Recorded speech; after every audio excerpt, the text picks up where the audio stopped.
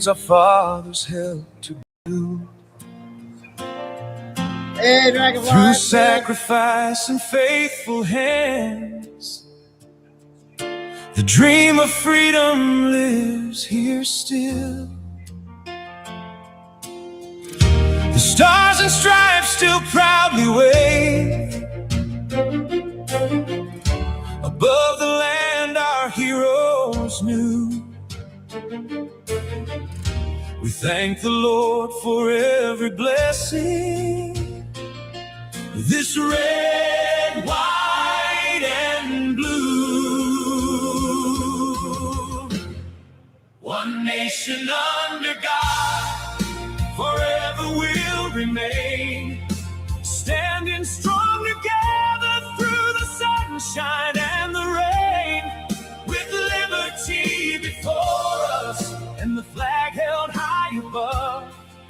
We'll honor those who gave it all with courage, faith, and love. One nation under God, united we proclaim. America will stand for truth and never be ashamed.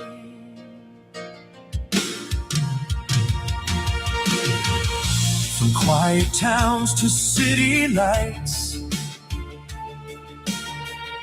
from mountain peaks to southern pines,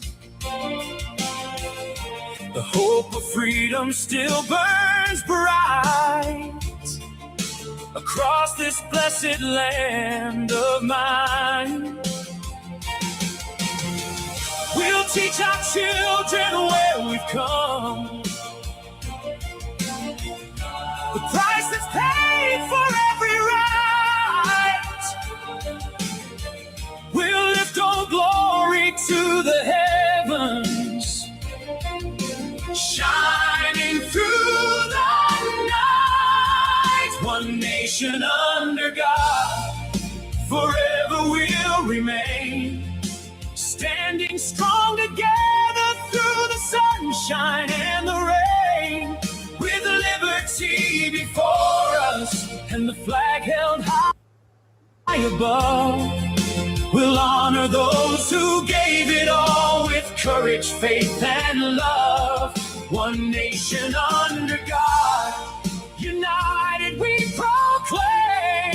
America will stand for truth and never be ashamed.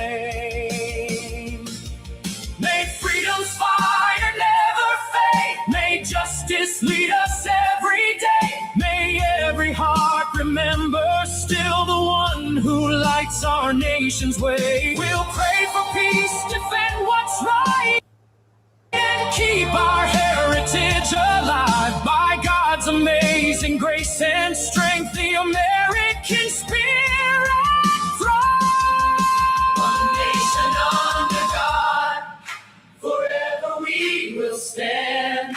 Blessed by heaven's mighty hand across this cherished land. Let every bell of freedom ring from every coast to shore.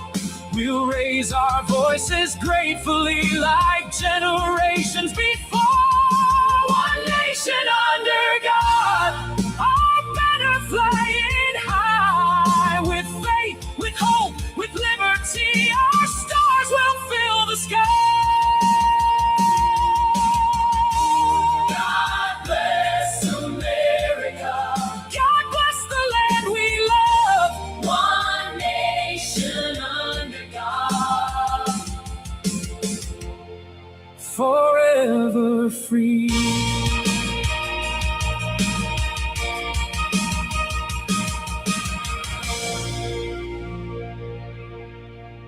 Yeah, that's number one. I got two more. Two more to go. God dang it.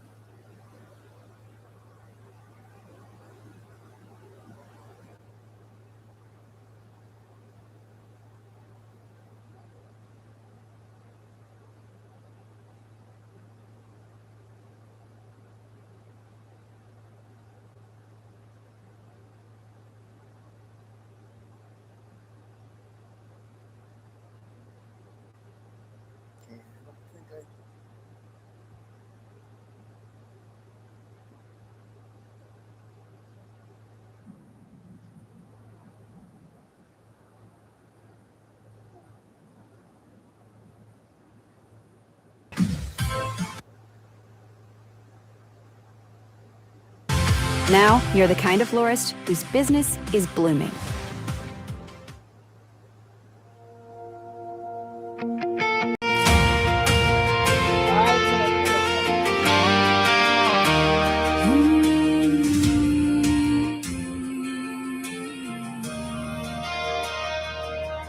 There's a flag flying high on an old white porch.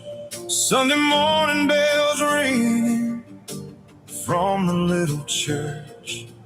Men and women fought for the freedom we enjoy today, honoring every sacrifice that paved the way. From Carolina pines to the California hills,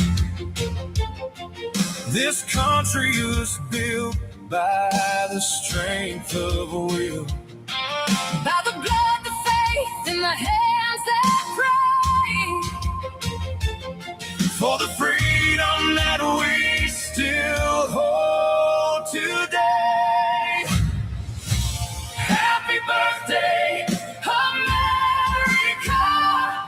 250 years of freedom standing strong, built by the faithful hearts who carried this nation on. for God and country, For the sacrifice, for every folded flag, and every mama's cry. we're still holding on to everything Those men and women gave 250 years for the land of the free and the home of the brave. in the home of the brave.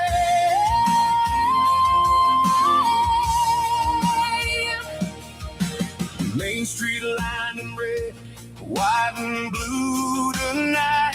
Small town fireworks painting colors through the night. Old veterans stand with their hands over their While the anthem plays and the whole town sings every part.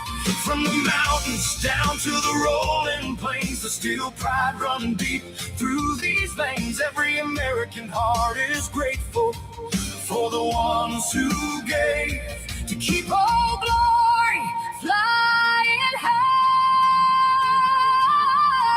for the land of the free and the home of the brave. Happy birthday, America! 250 years of Freedom standing strong, built by the faithful hearts who carried this nation on. for God and country, For the sacrifice, for every folded flag. and every mama's cry. We're still holding on to everything Those men and women gave 250 years of the land of the free and the home of the brave. So raise those flags up higher tonight Let freedom ring beneath these lights, for every soldier who gave it all. so this nation would never fall. And through the battles, through the pain, Oh, glory still flies through everything. by the grace of God we still remain. The land of the free. And the home of the brave. God bless America. 250 years of the land of the free.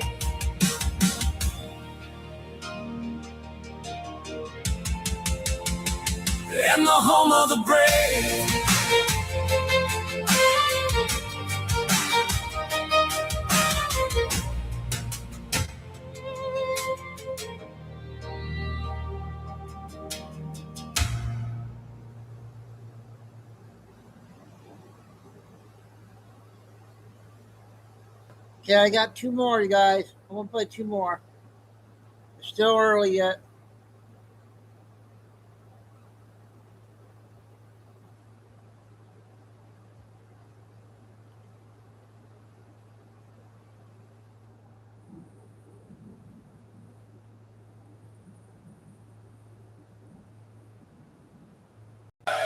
Get ready.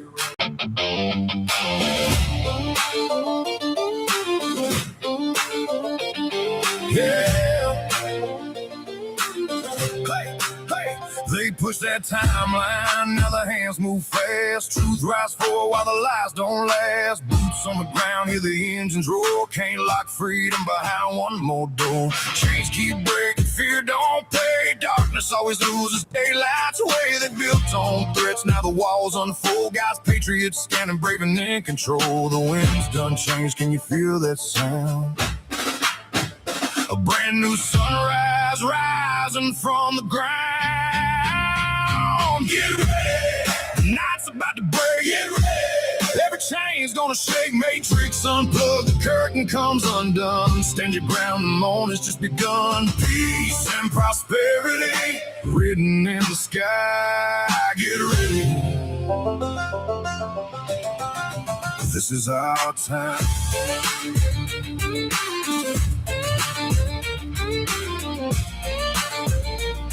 Yeah, the last of the minions hide underground. Their echo keeps fading without a sound. War drums silent, the rhythm is gone. A brand new chapter is rolling on. No more fear hanging over your head. No more living by the words they said. Faith is stronger than a throne of gold. Justice walks where the brave stand bold. Nothing can stop what is coming now. Truth don't bend and it don't bow. Raise your eyes, don't lose your nerve. Freedom's earned, it ain't deserved. Hold that line, keep your faith. Darkness runs when heaven speaks. One heartbeat, one nation, one land. Tomorrow's written only by God's hands. Get ready, feel the thunder roll. Get ready, freedom takes control. Matrix unplugged, let every blind eye see. BS sounds, voices of liberty. Peace and prosperity from sea to shining shore. Get ready, we ain't backing down anymore.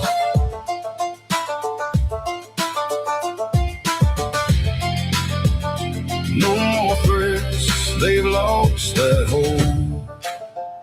Faith over fear, hearts of gold. The war drums faded, the silence is stunning.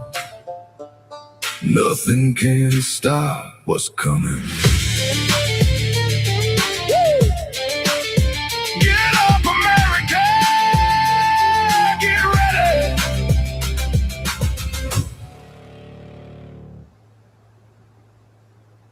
Okay, one more, you guys. One more. We're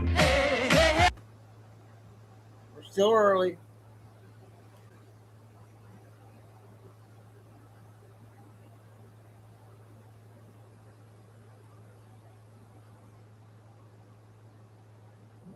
Four minutes.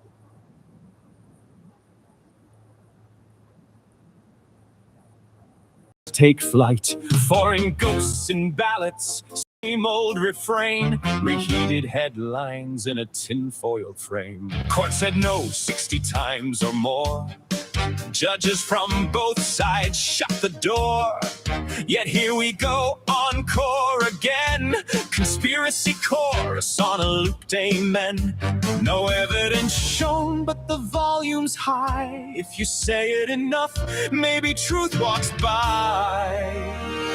He's literally off his rocket, firing blanks at the sky, shouting fraud with no receipts to justify.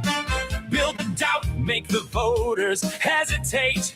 If you can't win clean, just litigate fate. It's theater dressed up like a warning siren. Facts get buried while the bass keeps buying. Say it loud, say it long, say it often enough. Reality bends when the signal gets rough. 250,000, a headline grab, but no proof they voted, just statistical gab.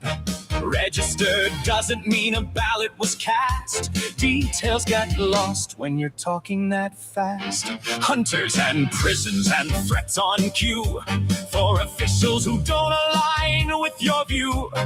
Federal pressure dressed up as law. Democracy sweating at the spectacle's awe. Numbers without context, fear without frame. It's not about truth, it's about the game. He's literally off his rocket, chasing shadows at noon, drawing lines between the stars and calling it proof. Plant the outright before the vote, suppress the turnout, sink the boat. Minority voices caught in the crossfire spin. If they don't show up, you don't have to win. Say it loud, say it long, make distrust the norm. Manufactured chaos is a political form. Critics say nothing new, just the greatest hits. A mixtape of claims that never quite fit. Independent audits, bipartisan checks, still can't find the fraud he expects. But the goal's not answers, it's planting the seed. If faith in the system is all you need to fracture the vote, to muddy the field, then doubt is the weapon, not truth to be revealed. Great reviews, he posts with a grin. Echoes and circles, he's already in. Big audience, sure, but what's the cost when trust in elections is quietly lost? He's literally off his rocket, but the fallout's real when fiction gets framed as a national deal. Undermine trust till the system shakes. Call it reform while the foundation breaks. From the White House mic to the common feed flood, it's not just noise, it's a slow bleed of blood. Say it loud, say it long, let the narrative stick. Democracy's fragile when truth turns trick. Roll credits, cue the doubt once more. Same old script we've all seen before. And somewhere beneath all the noise and the show, the votes still count, whether he says so. Okay, our opening video there. My new opening stuff I'm going to start doing at the beginning of the show. So we got Dragon5 only in chat right now. First one. You got a star next to your name today. All right, so today, you guys, we got a big lineup. And I think not doing a morning show really helped me. And I got the weather's cool now, and I'm feeling all right. I think that tired me out doing the morning show. So we're going to do probably 3 to 7 to get 4 hours in tonight. Did everybody hear about the New York terrorist attack? So that's the first topic.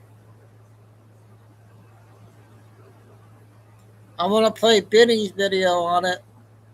The first one will be that one, 9 minutes. And then go over to JRL, listen to him for a few minutes on it. And then we got one Billy Bean so far, 20. We got one cast, actually 2 casts. And everything's coming out. We must be getting close, you guys. They're bringing everything out.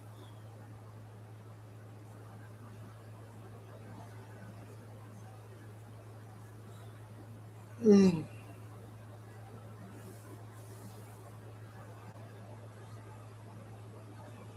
I'm going to be starting a little bit early.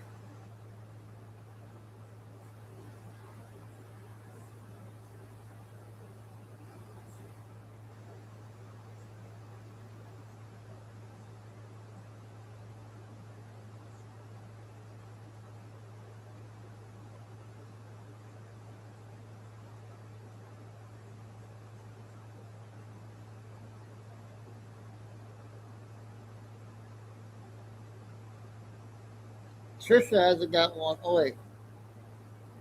Trish hasn't got one yet. Hey, Carol.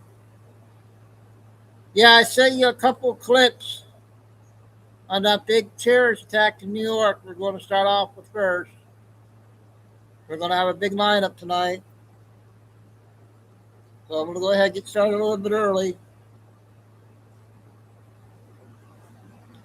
First one is 9 minutes. Benny Johnson.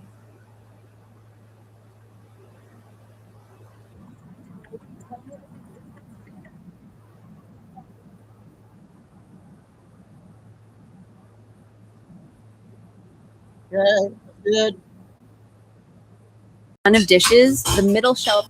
New York City is under attack right now. A federal building, a massive skyscraper, is burning. Massive bomb set off outside of it. You can see there, horrifying scenes. It gets even worse. New York is a testament to importing the third world, becoming the third world. It's now turning into an absolute hellscape. What are you looking at right here? Well, this was the last bombing that happened in New York. There was one that just happened an hour ago. This happened a couple months ago where our friendly neighborhood jihadists, real dirtbags, drove over to New York City and decided to make some homemade pipe bombs, jar bombs filled with nails and rusty screws wrapped in duct tape, glass jars dropped at the feet of black cops. Amazing. These two black cops are heroes. These are the people who probably would have been killed by these bombs.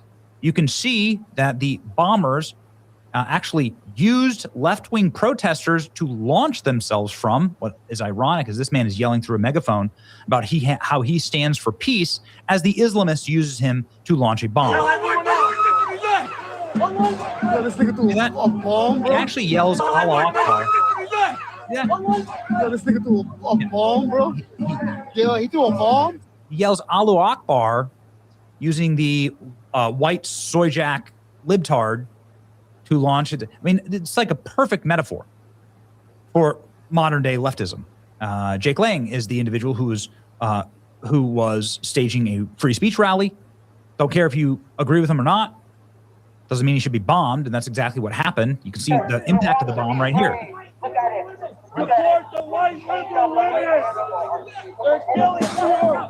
Whoa. Whoa.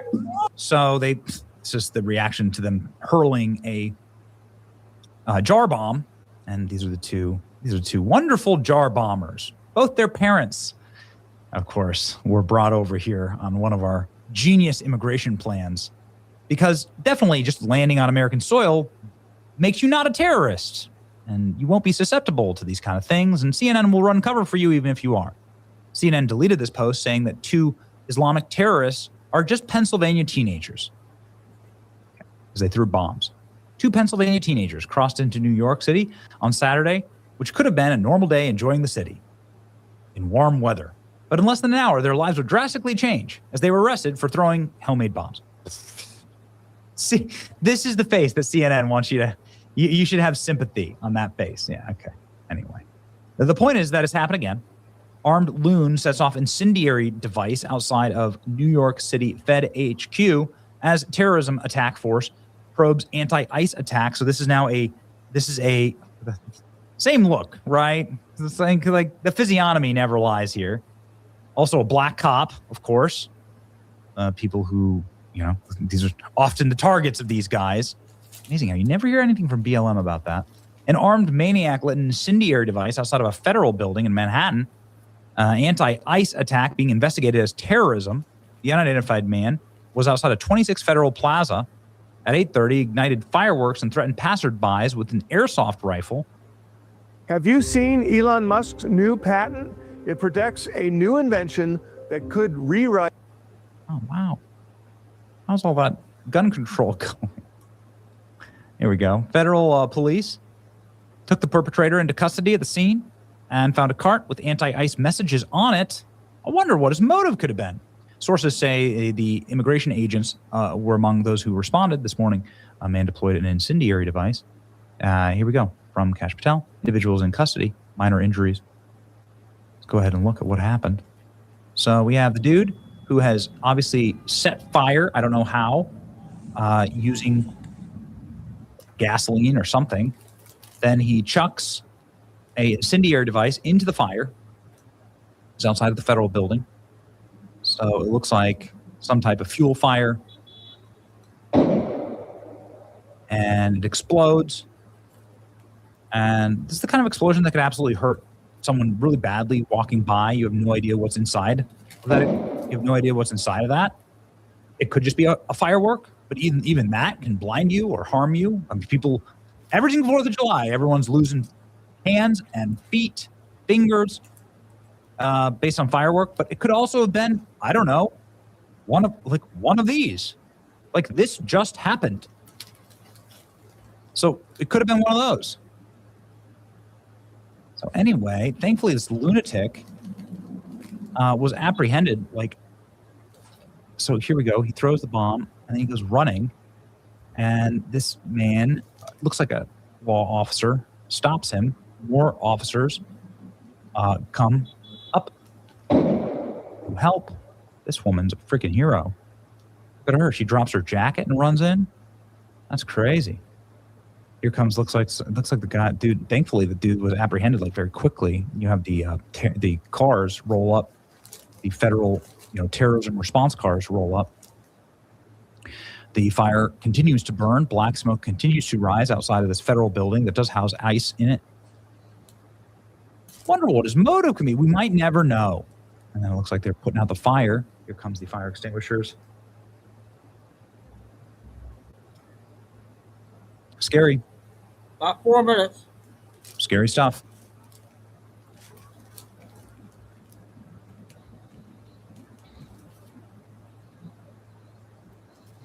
Now we got a lot of people there, right? On top of this douche. Okay, suspect. Federal Plaza. Now, this was apparently, according to the FBI, breaking here in New York and Lower Manhattan. New video of the scene at 26 Federal Plaza. Now, this was apparently, according to the FBI, someone deployed an incendiary device, as you can see from that smoke, and it's no small matter here. That building, so there's what appears to be, the individual taken away. A person has been apprehended. That was the information we had. That building houses the FBI New York field office. It also houses the New York Immigration Court, among other things. The FBI is saying an individual has been taken away, and the New York Joint Terrorism Task Force will now investigate. They're filthy, dirty terrorists, violent terrorists.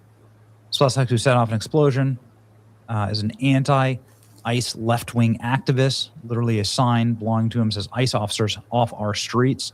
Federal Plaza houses the ICE office. There's a terrorist attack. He came equipped with flammable liquid as well. Look at that. See there. Some of his stuff. This is a troubling incident outside of... Did the communists just try and bomb the ICE field office in New York City? Yes, they did. Yeah. Wow. But I heard that it was actually that the left was peaceful, and that it's a both sides problem. Political violence is a both sides problem. It's not. How do we ever let them get away with that? It's enraging. A terrorist tried to blow up ICE headquarters in New York City. NBC News. Fireworks set off. Oh, really? Really, NBC? It's amazing. If this happened to the NBC building, which is not too far away, it would be called, and let's say it was somebody in a MAGA hat, it would be the new 9/11. And I'm not saying that this shouldn't be, all of them would be wrong. But this just happens to be the viewers of NBC News and MSNBC News, right? You did this. We do not hate the media enough. This is how you know leftists committed the terrorism. Mainstream media calls it fireworks instead of a bombing. Just like with Trump and Butler, they called it popping sounds. That's right. Don't hate them enough. Mandami, what occurred at Federal Plaza this morning is deeply disturbing, and I'm relieved that no one was seriously injured. Suspect is in custody. My team is in touch. Our administration will continue to ensure that New York is a safe city and hold accountable those who threaten that. Well, dude, you threatened that, so why don't you arrest yourself? It's your boy Benny. Like, share, and subscribe. Pray for safety, security for all of our... Okay, that's the first update on that. I'm going to spend about 10 minutes maybe with JRL. And then we'll get going on 2 4-minute videos, funny ones. A lot of big stuff today. A lot of good stuff.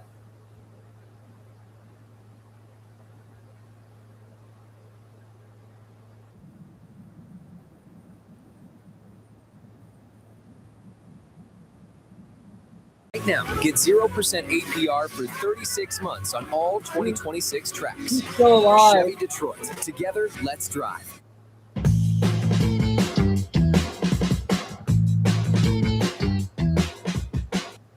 All right, Ted. Bye-bye. Bye-bye. Be safe. Oh, right in time, too. Look at that. Right in time. All right. So I want to go back to the Tate brothers because their lawyers came out while we were live on this. And we want to stay with this story. I want to know, I have not heard the details of the Tate brothers. So the Tate brothers, they had court today. Lawyers are coming out. I got it right at the point where they're coming out. So I'm going to put here, and we're praying for everyone in Chicago. I'm going to put the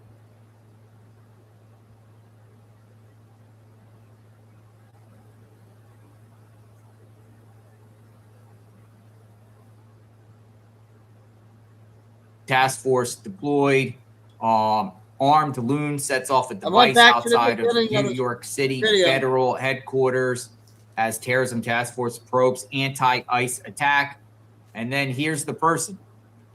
Here's the person. It appears that they caught this person here. So let me look here and find out some information. An armed maniac lit a device outside of the federal building in Lower Manhattan early Monday in an anti-ICE attack being investigated by the terrorism task force, according to officials and sources. The unidentified man started a fire outside of 26 Federal Plaza around 8:30, igniting fireworks and threatened passerby with aerosol rifles around 8:30, per police report. Federal police took the perpetrator in custody at the scene and found a cart with an anti-ICE message on it. Goes on to say, this morning, an individual deployed a device outside of 26 Federal Plaza. So it's fireworks, or is it a device? What is it? Because there's conflicting reports. Is that the same? Fireworks? Device? The individual has been taken into custody, and the FBI New York City Joint Terrorism Task Force is investigating the incident. And it's showing here the suspect ignited fireworks and threatened passerbys at 8:30 a.m. The man was pulling a cart containing long firearms, more fireworks, and other items. 3 people, including 2 firefighters, suffered minor injuries during the incident and were taken to an area hospital. The Jacob K. Javits Federal Building is home to New York's ICE field office in Manhattan, as well as other offices for the U.S. Department of Homeland Security, Immigration Court, and other officials, federal officials. The historic building became a hotbed of arrests and detention during President Trump's crackdown on illegal immigration last year. All right. So who is this guy right here? Who's this guy that pulled this craziness off? I'm going to take you back to this one of the outside the building here as I gather more information about what exactly happened here in New York City. We take you to New York City, outside 26 Federal Plaza. They got some suspect taken into custody. Is there more to it? The loons are out there. The crazies are out there, folks. The crazies are out there. We got a presser coming up. They're going to be giving a presser coming up. It looked pretty crazy out there. Plus, I want to talk about the mass shooting that happened in Denver while we're here. Might as well knock 2 birds in 1 stone out there. Crazies out there. There's a lot of crazies out there, folks. Okay, those were the first 2 clips.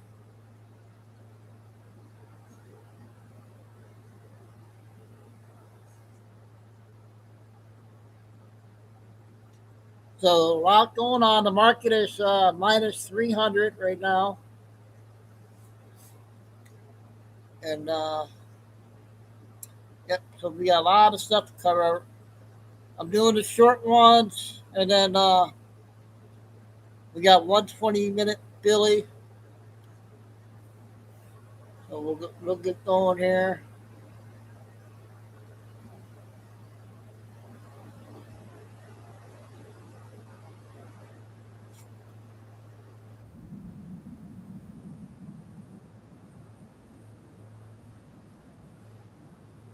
Weather. Propane's affordable, abundant, and safe. That's your power play. Order. Mr. Obama, you are still under oath. Mr. Trump, you may continue. Mr. Obama, a moment ago you told this court there was no interference in the 2020 election. That's correct. No vulnerability exploited and the system was secure, correct? Correct. And your orders were clear? My orders were crystal clear. So the intelligence community and agencies were under orders not to allow any compromise? That's correct. And no one was to touch the process in a way that altered outcomes? Objection. This is ridiculous, Your Honor. We've covered the election logs. There was no interference. Yeah, what difference at this point does it make? Overruled. These are the declassified documents released last night covering the 2020 and 2018 elections. They show China carried out the largest election interference in American history. Hey, does anybody want to buy my book? 220 million American voter files. Names, addresses, phone numbers, party preferences, and a dedicated unit assigned to exploit it across multiple states. Machines left vulnerable to manipulation. Non-citizen registrations in the hundreds of thousands. Logs that don't add up. I'd like to admit them into evidence. The interference never existed. We believe it did, Nancy. Have you ever lied to a country? Nope. Ever balanced global alliances while drones take out threats and use racism to control the narrative? Never. Ever had to make calls that keep Democrats safe while trying to fill your bank account with taxpayer money? Not once. My team always followed orders. They followed orders or the Democrats failed. Are we clear? Yep. Are we clear? Crystal. Are we done here? One last question. If you ordered that the election was not to be touched, and your orders are always followed, then why were 220 million voter files in China's hands? Why the hidden vulnerabilities in the machines? Why the non-citizen registrations and altered records that put the entire system in grave danger? The system had issues and the substandard elements required action. But that's not what you said.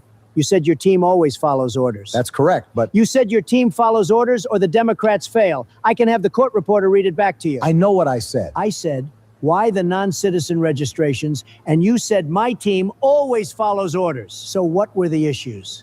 Sometimes my team took matters into their own hands. No, you made it very clear that your people never took matters into their own hands. Your people followed orders or the Democrats failed. This is all your fault. Your Honor, I request a recess. I'd like an answer to my question, Judge. The court will wait for an answer. If your team gave the order that the election was not to be touched, then why did it require fixing the logs and burying the China Compromise? Obama, your team ordered the interference because that's what you told them to do. And when it went wrong, you signed the cover and fixed the records. You falsified documents. That's enough! You lied to America. Going to hold you committed in treason. Contempt. You doctored the election books. Former President Obama, did you order the election interference? Obama, you don't have to answer that. I'll answer the question.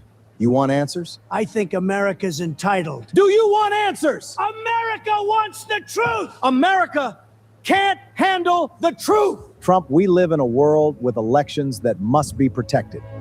Who's going to do it? You? You, Kash Patel?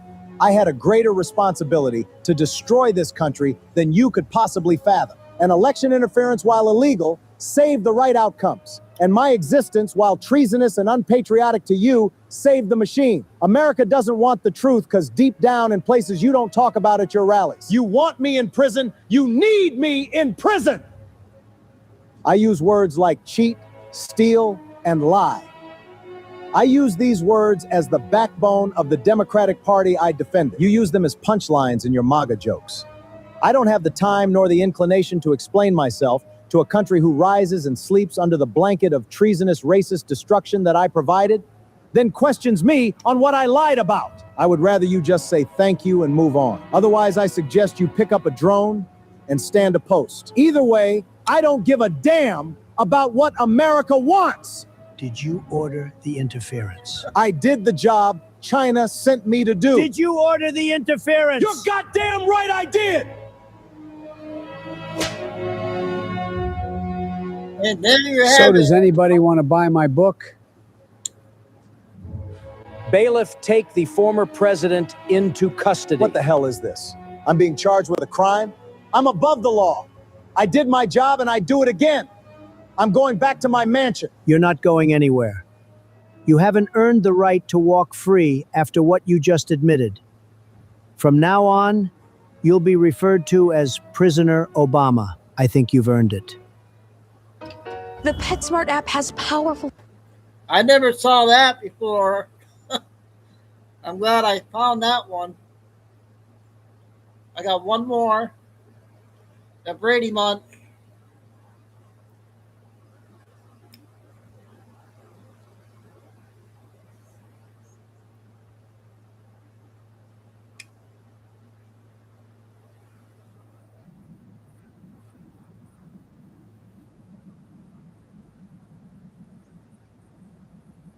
Yo, we ain't letting Tennessee get left behind, my homies. You feel me?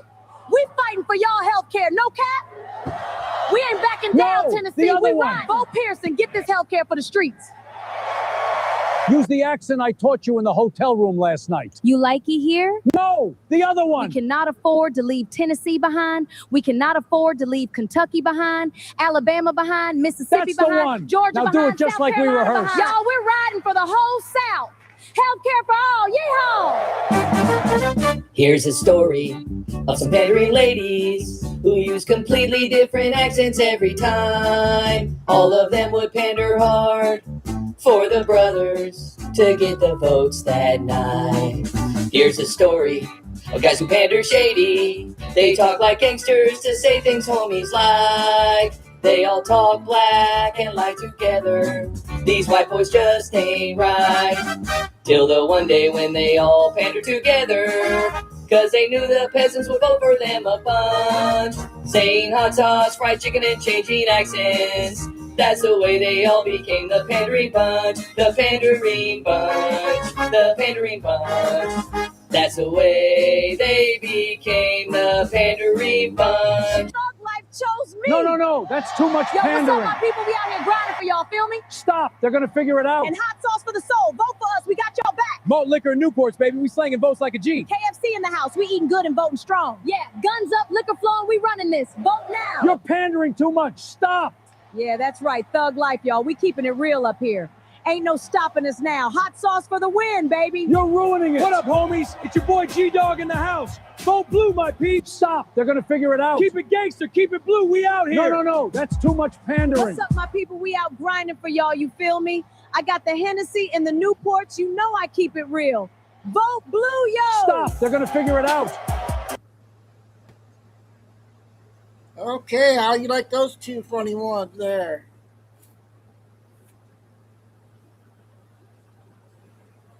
All right, we'll get back to the regular intel. I got a 9-minute one that's similar to the one I played on Saturday. It's 9 minutes.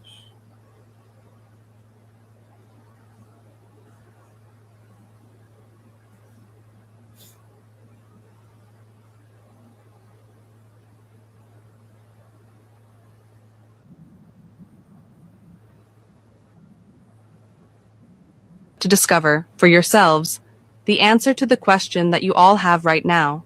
You see, I know for a fact that for the last 2+ years, the chit-chat in the police ranks is aimed at the conundrum that is evident in every Singe police station. Where have all the senior police gone? And I know for a fact that you yourself reading this have asked the same question. Do you remember a couple of years ago, before the war in the Ukraine started, there was a virus known of as COVID-19? You might remember the lockdown of the same year. COVID-19 is a patented virus. You can look this fact up yourselves. And the only place that this particular patented virus actually went was in the last batch of adrenochrome that the powerful, rich, and famous of the world's respective elite used as a drug. It has age-restorative effects and gives an intense high similar, apparently to a combination of PCP, phencyclidine aka angel dust, and LSD. Adrenochrome is produced by all mammals. It is associated with the fight or flight response to danger, and its potency is multiplied with prolonged pain and suffering, satanic ritual abuse, or SRA, is a means of prolonging the suffering necessary for high-potency adrenochrome. If you are unfamiliar with SRA, you might need to Google it. What you're about to discover, along with the whereabouts of all of your senior police who, coincidentally, were all 33rd degree Freemasons, a secret society no less. What is it they might be keeping a secret, do you think? Please, may I ask? Well, luckily for you guys, I am able to explain it for you to save you months and months of research, if not years. In your personal time off work, I'll simplify it. The great secret, the secret that explains where all the top tiers of society went in the last 4+ years, and where your top brass and chief superintendents all actually disappeared to after 2020, and why there is a lot of empty office space in all police stations in the UK and also around the rest of the planet. Well, I'm sorry to inform you that they are in FEMA camps, basically, because all of the top tiers of the police, social services, education system, government, manufacturing, CAFCAS, big tech, big pharma, agriculture, sport, leisure, finance, etc., plus all the royal families in this world, they have all been executed in 2017 to 2019 because they were the minions who glued the organ harvesting and adrenochrome mechanism for the elite bloodline families who control the power base for those who in turn control this planet. So for instance, Cressida Dick, Sir Mark Rowley, Kimberly McQuilcom et al., these Muppets, and their 33rd degree Freemasonic predecessors killed children. They killed children because they were Freemasons, and to become a 33rd degree Freemason, you must kill a human child, on camera. That may sound far out to the office girl reading this, but I assure you that not only is it 100% true, but you are just about to have it confirmed on mainstream media in the coming weeks during the upcoming lockdown. At level 29, a budding Freemason, if they had not already worked it out for themselves beforehand, will get to find out that there is in fact a Luciferian or satanic aspect to the craft of Freemasonry. At 29th degree, to get to be a 33rd degree Freemason, you will need to sacrifice a human child, on camera, and to maintain the status of 33rd degree Freemason, you will be sacrificing a human child on a regular basis at satanic holiday dates and special occasions, such as Christmas and Halloween, Valentine's Day, and Easter. Yes, that's right. You are about to realize this to be true for yourselves. But I don't want to go off topic too much. However, clearly I need to explain. The police, for instance, are governed from the top down by 33rd degree Freemasonic Satanists. You foot soldiers will not know this, but it's the reason that you have a lot of empty office space in every station, because those who were removed from those offices were 33rd degree Freemasons who killed kids. Same in big pharma, big tech. The education system was also riddled with Satanists and Freemasons. You see, you can't become a chief of police in any county unless you kill kids. Let that sink in. Manufacturing, politics, media, they are all executed already. Sir Mark Rowley was executed for his crimes several years ago. All the rest of the minion-level workers, those like yourselves, just doing my job. Well, let me tell you that you are also about to be arrested and taken to a FEMA camp. There are lots dotted about over the UK. You will find all your colleagues in there as well. Why? Because since 2019, you were actually working under 1776 U.S. constitutional law and not maritime admiralty law. The fact that you were not told this, well, ignorance of the law is no excuse, and I should not have to remind you about this fact. So instead of arresting people for fraudulent acts, statutes, and policies, you should have simply been keeping the peace, for you are not there to collect revenue from the public, and you are about to find out how unlawful this exercise actually was. You must understand that after the 1st of January 1973, when Ted Heath and Thatcher, along with the then Queen, took the UK into the EEC, now this was an act of high treason, and the three of them should have been executed back then for this crime, as high treason still carries the death penalty. So since the 1st of January 1973, every act, statute, and policy is null and void, and for a judge to uphold any act, statute, of policy is an actual fact, aiding and abetting in a treasonous act. Also, trying to obtain money via deception.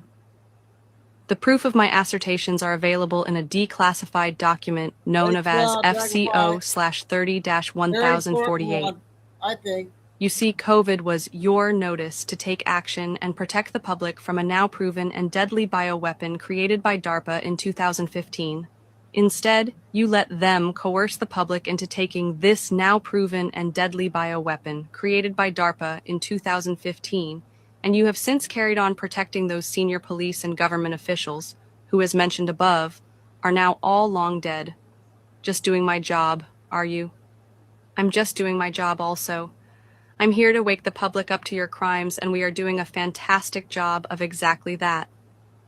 In the coming days, you will see that the asylum seekers situated in UK hotels up and down the country, you will see that they are in fact foreign military, and their role is to arrest you remaining police, teachers, GPs, nurses, etc. just before the lockdown is announced. All the police in the UK will be stood down, and you may already have your standing down dates given to you.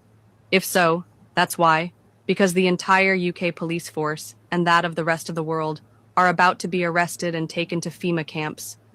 The same FEMA camps that the non-vaccinated public would have been going in had the bad guys won. But you didn't win. We won.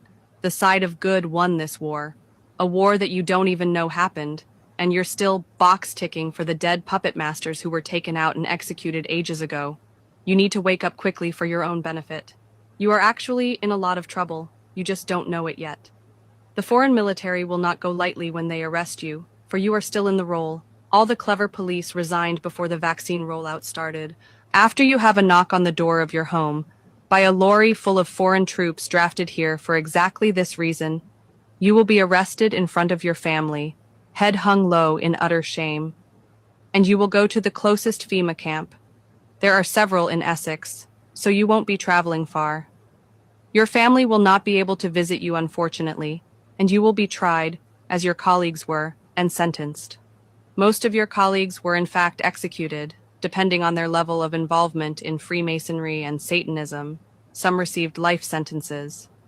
You police, you should be utterly ashamed of yourselves, because when your family members are reporting to you how they have shortness of breath, blood clots, myocarditis, pericarditis, Bell's palsy, Guillain-Barré syndrome, it was you reneging on your oaths that caused it. Let that sink the motherfuck in. You are all an utter disgrace. Hand your warrant card in and resign, now. Where we go one, we go all, and you're all going to jail for a long fucking time. Cunts, warmest regards, :Leon-George, :space, Sinclair.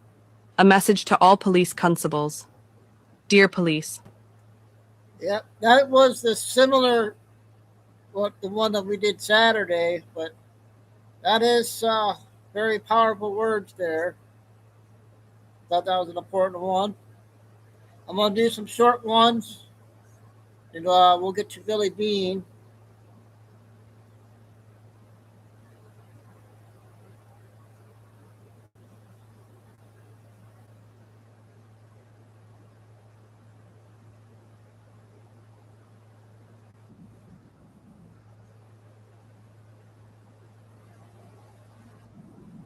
An hour ago. And if you don't see what I'm about to point out, believe me, you will.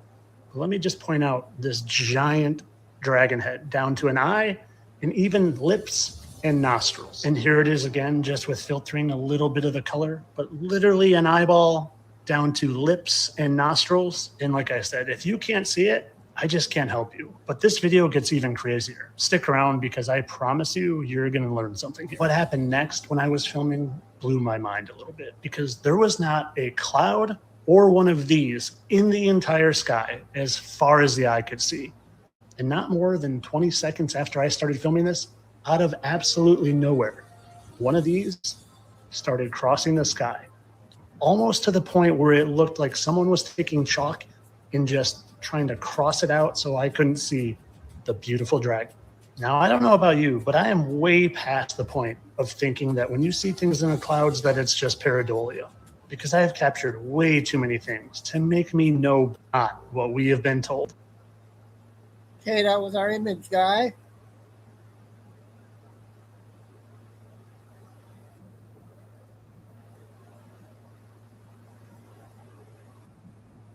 time I watch Trump's speech, I'm looking for certain words or certain comps or certain patterns or certain things, just so I can follow and see how much closer we're coming to the end. There really is not going to be an end. It's just going to be continuous, slow exposure and rollout that is going to last for a long time. Everything has been a lie, so you have to relearn everything.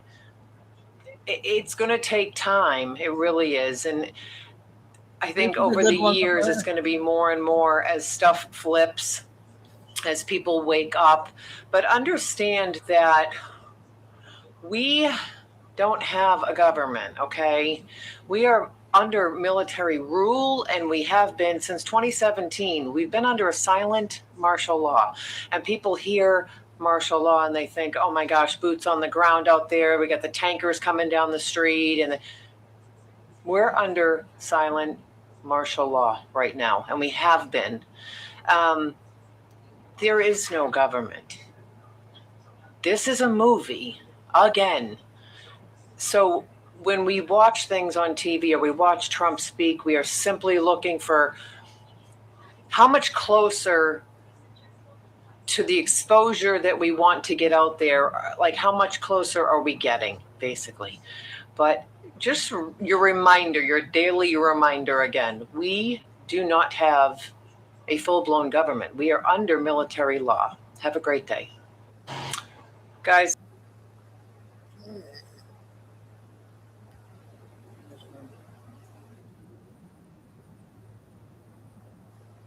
Second one here.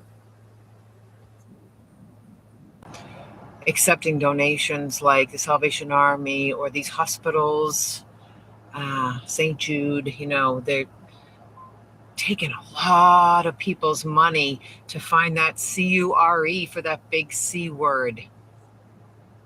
I hope you've woken up to how fraudulent they are. Okay. There's a 1939 CANCER Act. That was passed by the Parliament in the UK years ago, and then later passed here in the United States. All right? That makes it a criminal offense for any medical practitioner to even advise patients of CURESs for the big C word. That's how disgustingly criminal-like these people are. Okay? So it is fraudulent for them to accept donations when it's a criminal act for them to publicize such cures. So if you're still giving to places like that, you might want to stop. Do some research and stop. Because it's really not going to CURESs for the big C word. They've taken millions, probably trillions of dollars from people. That's something that you can take care of yourself if you do some research. I wrote a little book about that. Knowledge is key for the big C, and it really is. Time to wake up. Have a great day. Okay, two good ones from Burr.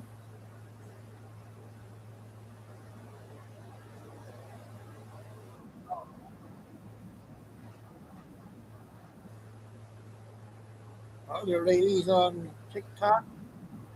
Antonio, where women were asked on camera if they'd give up their right to vote and let their husbands vote for them instead. One woman said, quote, "My husband and I are one flesh. I would be okay giving up my right to vote because I know he would represent me well." Another woman said she'd even be fine with her daughter losing the right to vote. The keynote who started that conversation is Savannah Faith Stone, a 20-year-old influencer who openly opposes women's suffrage and independence while running a paid community teaching women's submission. While generations of feminists that she now condemns fought for her right to run a business of her own, the hypocrisy doesn't seem to stop her message from resonating with a huge audience of women. And before you call this fringe, thousands of women attended this conference, mostly college students.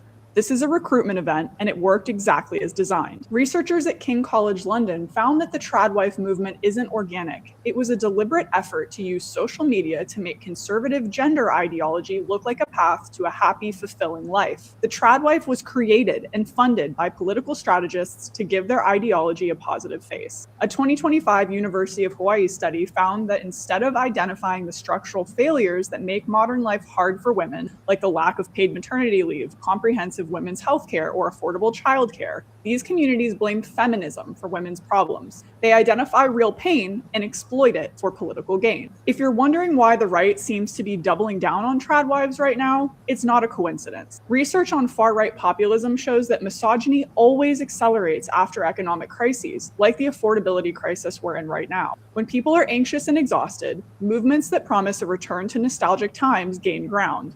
You might have recently seen clips going viral from Turning Point USA's Women's Leadership. Okay, that's number one. I got two more.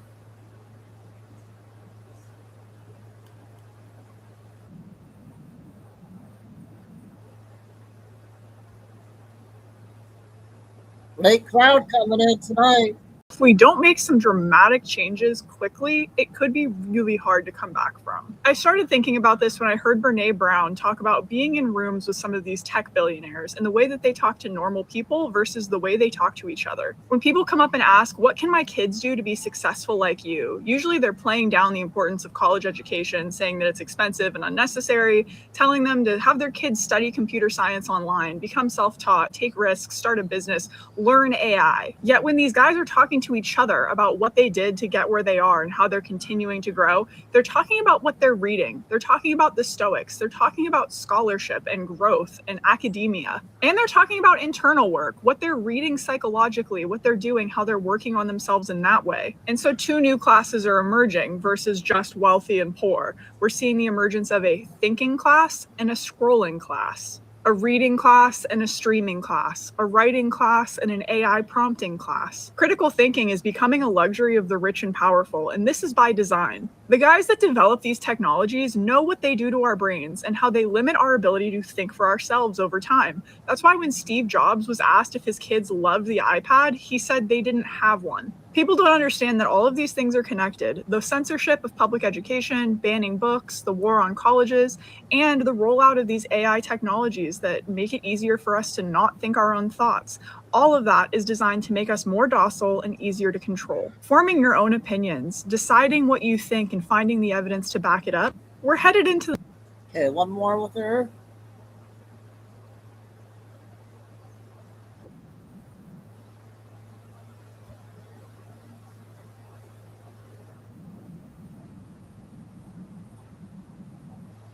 This was from another day. Active labor to undergo C-sections that they did not want. Florida is taking the legal apparatus of fetal personhood further than any other state thus far, subjugating the rights of women who are in their right mind to make decisions about their own bodies. These hearings, as they call them, took place over Zoom, were forced on these women by hospital staff where a judge appeared on the screen. The women had no time to prepare and no counsel to argue on their side. If that feels like an obvious breach of due process rights to you, I would have to agree. It's also not a coincidence that both the women in this story are Black and are much more likely to experience subpar maternity care and abuse by the legal system. One of these women was even a professional birthing doula, so to try and argue that she couldn't wrap her mind around the risks or the stakes of that situation is just bad faith. Allowing the courts to make what can amount to life and death decisions about women in their right minds and their bodies ultimately makes women second class. A disturbing new report in ProPublica reveals that... Now we'll save the short ones for later. I got two Nick videos. I got a couple other down the road here.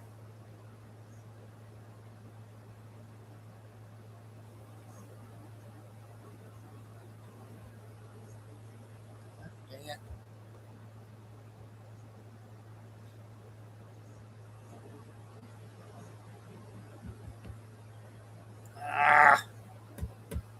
What'd I do?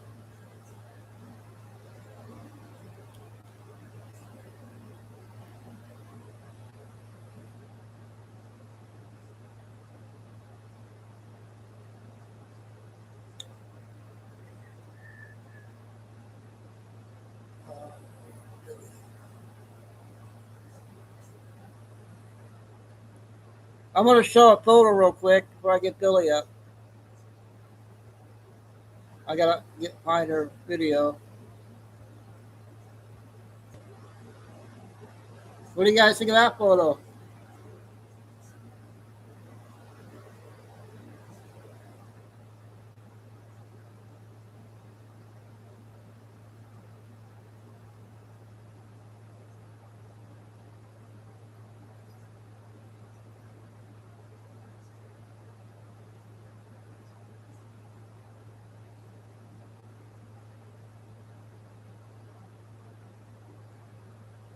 So we'll get 19-minute Billy in here now.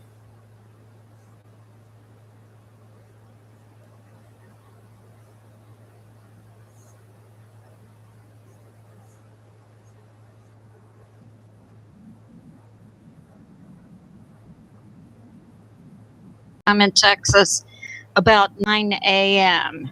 Some of the things we'll cover, Tropical Storm Bertha and Texas. And rest in peace, another 2 U.S. military.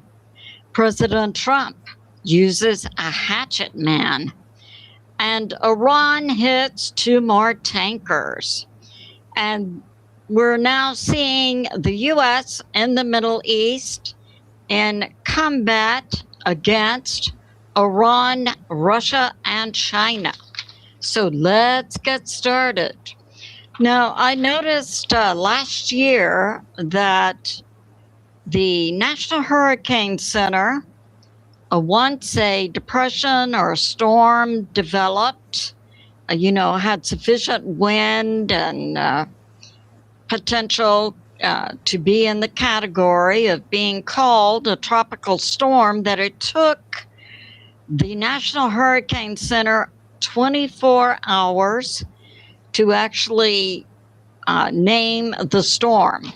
We're seeing that happen now. The National Hurricane Center continues to call the disturbance in the Gulf of America Tropical Depression number 2, although on its graphics, the National Hurricane Center calls it a tropical storm as of 7 a.m. Monday, today. So I'm calling this Tropical Storm Bertha. So that's going on, and the forecast, currently the National Hurricane Center shows the disturbance in the Gulf of America, 35 mile per hour wind. Pressure has gone down from yesterday, 1006. It's moving northwest at 3 miles per hour. So I caught the local Channel 13 in Houston weather report this morning. Channel 13 shows this tropical storm Bertha over the next week, possibly taking 3 routes.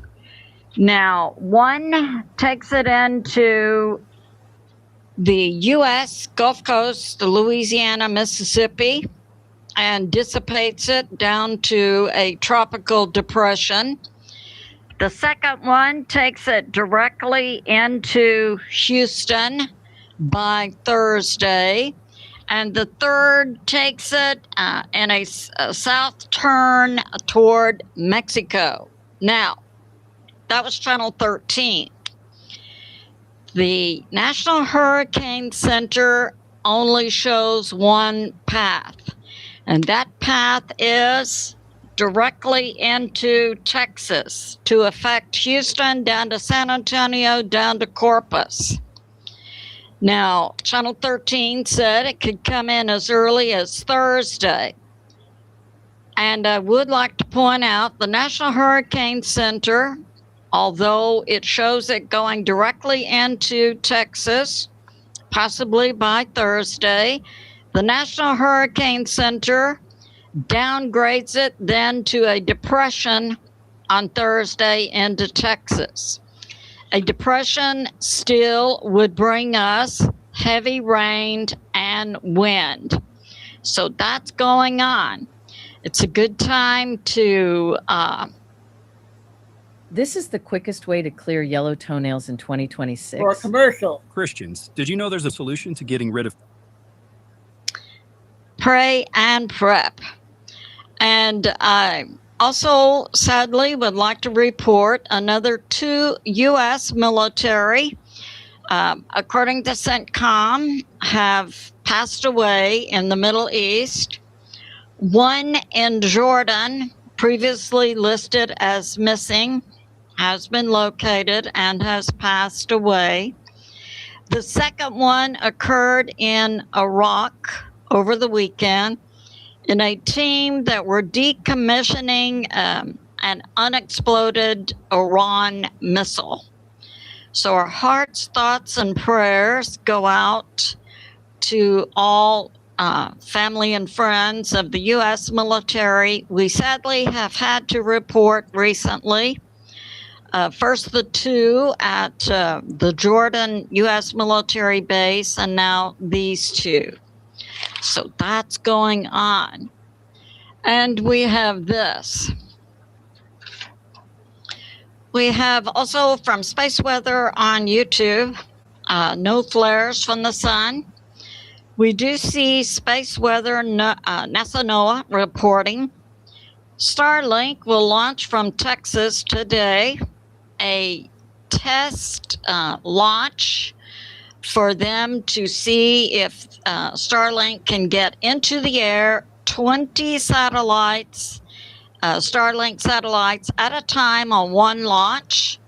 Since this is a test, it will launch, and the 20 test satellites will disintegrate 40 minutes after they're in the air. This is a test.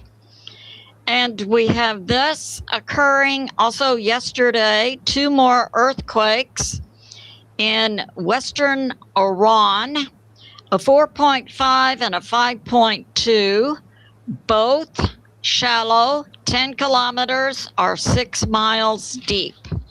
So that's going on. And many of us are familiar with that depth being something of a takedown of various things. We have this about the U.S. economy. Bank of America from U.S. Intel reports today that the U.S. has 43 days left of oil, the lowest levels in 45 years. We have this from Real Raw News. So we see President Trump using Bill Pulte, acting DNI as his hatchet man. And Bill Pulte recently fired 15 Intel agents from various agencies, including CIA, NSA. 12 minutes. But many of these individuals are now on house arrest and wearing ankle bracelets to track their movements. I can report on this information coming from Real Raw News that the 15 placed on house arrest came from the CIA, NSA, and Space Force. The 15 include one CIA agent who worked in the Middle East covering Iraq, Kuwait, and Saudi Arabia, who on February 28, the day the U.S. versus Iran conflict began, Trump will end up losing again. Meet Perry Johnson. Spent millions trashing the man you elected. Trump called scared and afraid. He spent too much money. I also know that we had an election and he lost. Perry Johnson. Trashing Trump, trashing you. How stupid can you be? Watch what salt does to blood pressure. See this branch of arteries right here? The Mayo Clinic calls it the left anterior descent. Sent to IRGC headquarters a list of CIA covert assets operating in Iran. Simultaneously is when the U.S. made their hit on the IRGC headquarters, So it's really unknown if the list was acted upon. However, this is treason, and the individual who did this is on house arrest and wearing an ankle bracelet. This individual failed 3 consecutive polygraphs and then was placed on house arrest. This CIA asset was born in Idaho, converted to the Muslim religion in 2020, and places Iran above the U.S. Plus 2 NSA agents. These 2 agents, both Muslim religion, went to high school and college together and both applied the same day to work at the NSA. They're computer scientists. And they also generated a fiction report about the Proud Boys, which they then forwarded to Joe Kent. And we know Joe Kent worked under Tulsi Gabbard to counter terrorism, and apparently is somehow involved in these 2 NSA agents generating a fiction report about Proud Boys being a threat to the U.S. So we see ongoing efforts by President Trump, who became aware months ago that he was receiving bad intel from the 18 intel agencies that filter intel information into the DNI, Director of National Intelligence. So Bill Pulte is acting as President Trump's hatchet man in clearing out bad intel agents. So that's going on. We have this about Iran today from U.S. Intel. Iran, over the past 12 hours, has fired upon 1 to 2 additional tankers near the Gulf of Oman. Iran is not content just to fire on ships near the Strait of Hormuz, which it claims control over, but launches long hits into outside its territory into the Gulf of Oman. And this happened yesterday, July 19, about 8 p.m. Eastern Standard Time. We have this also from U.S. Intel. Yesterday, the U.S. sent more planes into the Middle East, including 15 F-35s from Lakenhurst in the UK, plus 12 F-15s, also from Lakenhurst, plus 12 F-16s from Aviano in Italy, and 12 F-16s from Spangdahlem, U.S. base in Europe. We have this from Martin Armstrong, globally famous economist who generated the first AI computer system, Socrates. Martin Armstrong laments that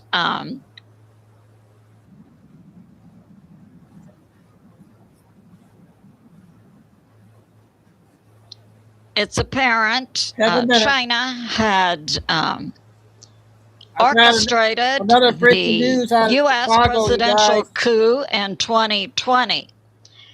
And China had received the voter records of 220 million Americans. That sounds like it's probably our entire voter database. And use this information to generate, I'm using other source information now. Martin Armstrong is not saying that China used this information to generate fake ballots. I had that from other sources. But Martin Armstrong, based on the declassified documents President Trump released indicates that the CIA hid the intel, and we now know the CIA hid the involvement of China in the 2020 U.S. presidential coup from both President Trump, who was in office in 2020, also from the JB regime, and certainly from the American people.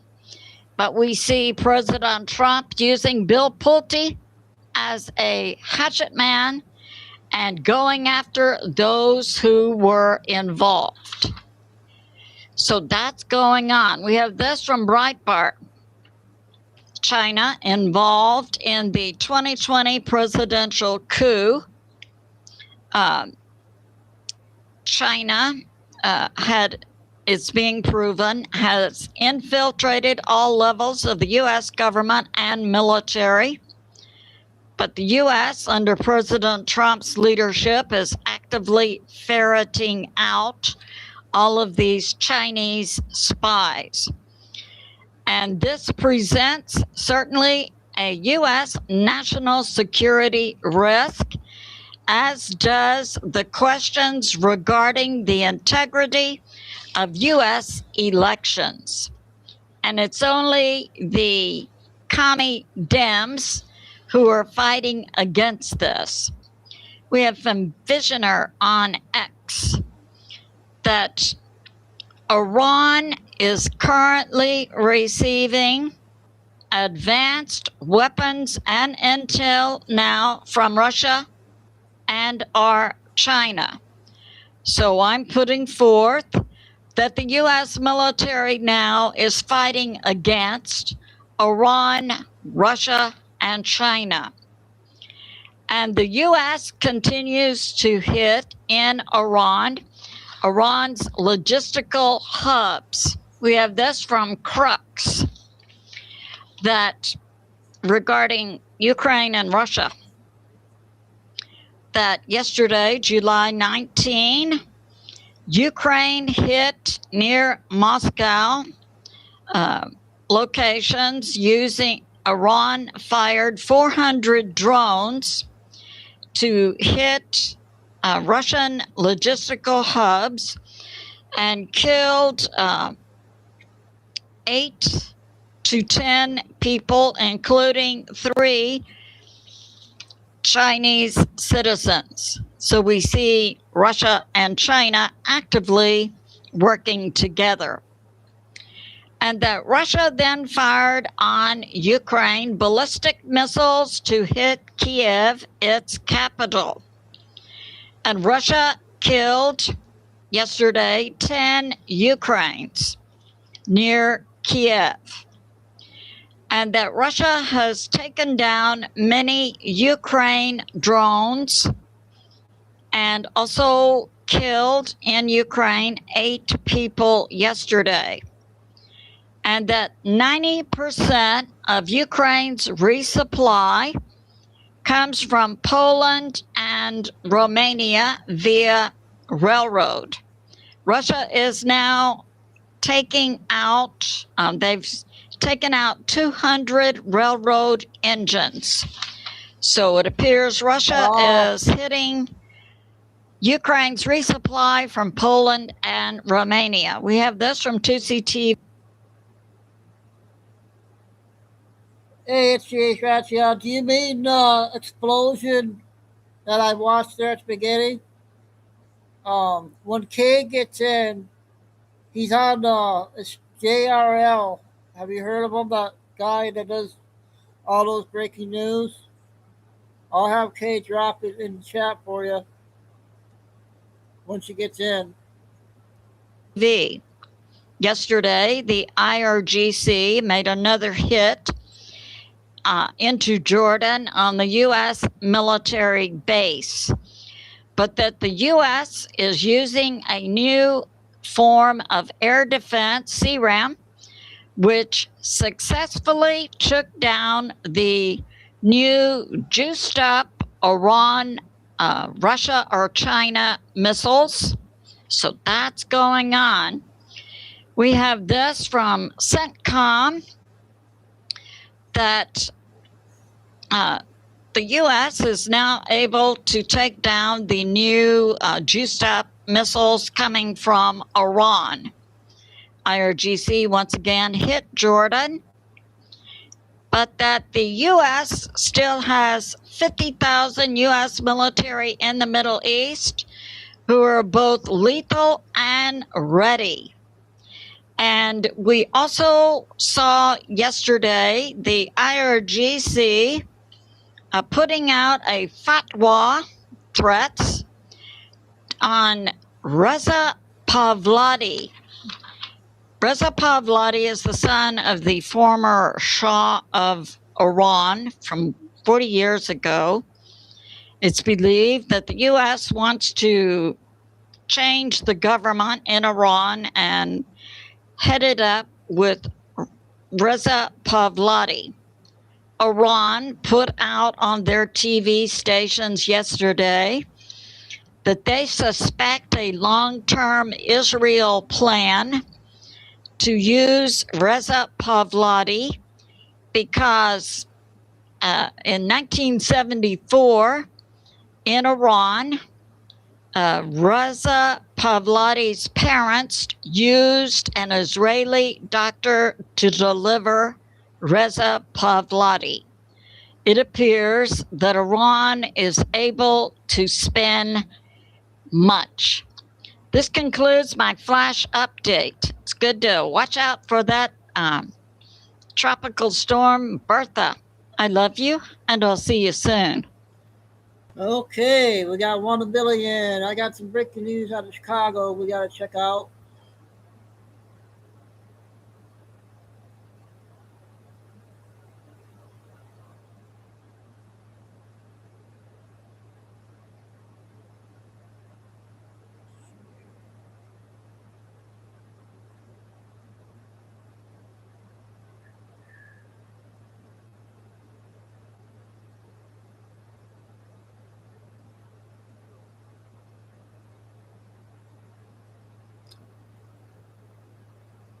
Hang on a minute, I'll see if I have it on here. I sent the link to Kay when she gets in, so put it in.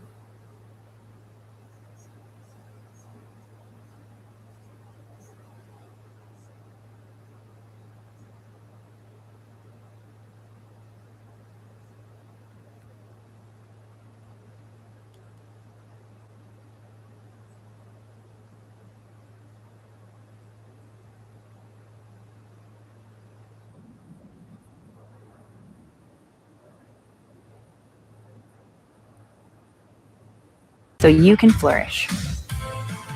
Now you're the kind of florist whose business is blooming. There's always something new at Gun Lake Casino Resort. All right, ladies and gentlemen, we got breaking news. All right. A lot of things are happening today, a lot. So, Chicago SWAT officer among multiple people shot in Albany Park. Take a look at this. All right, lock in with me, take a look. Again, this is a new podcast, so please, I need everyone to hit that like button.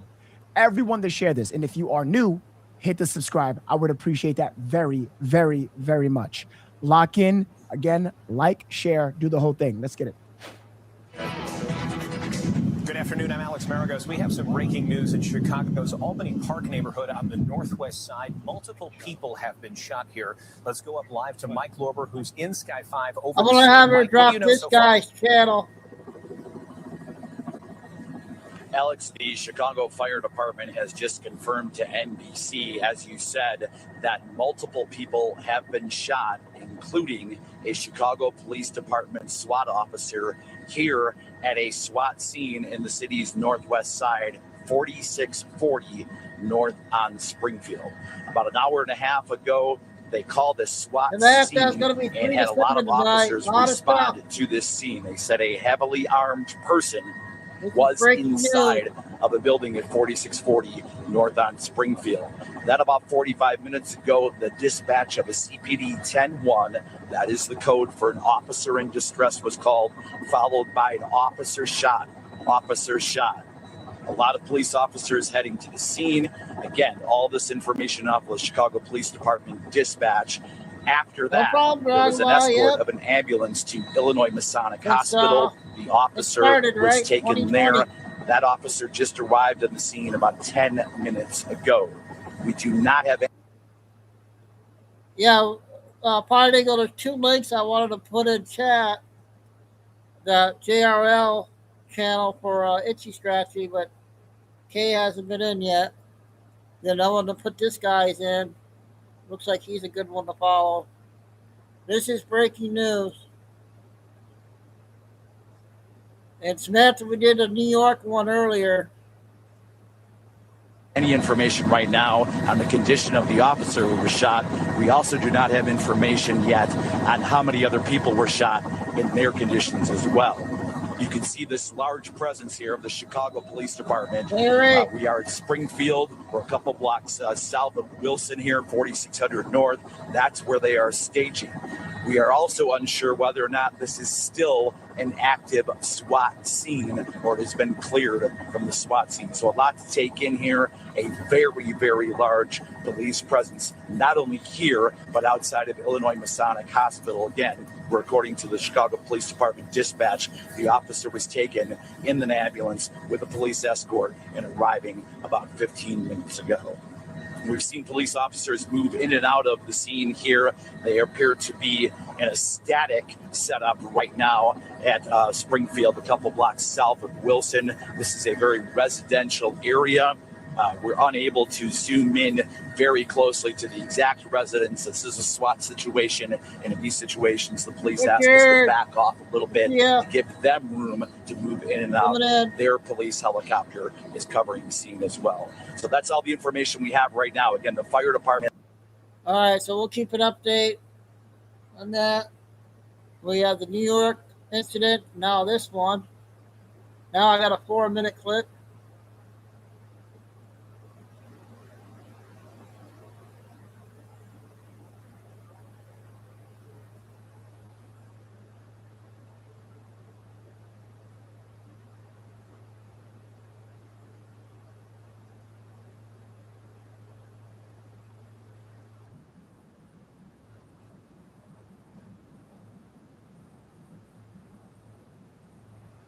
$75,000 children are lost.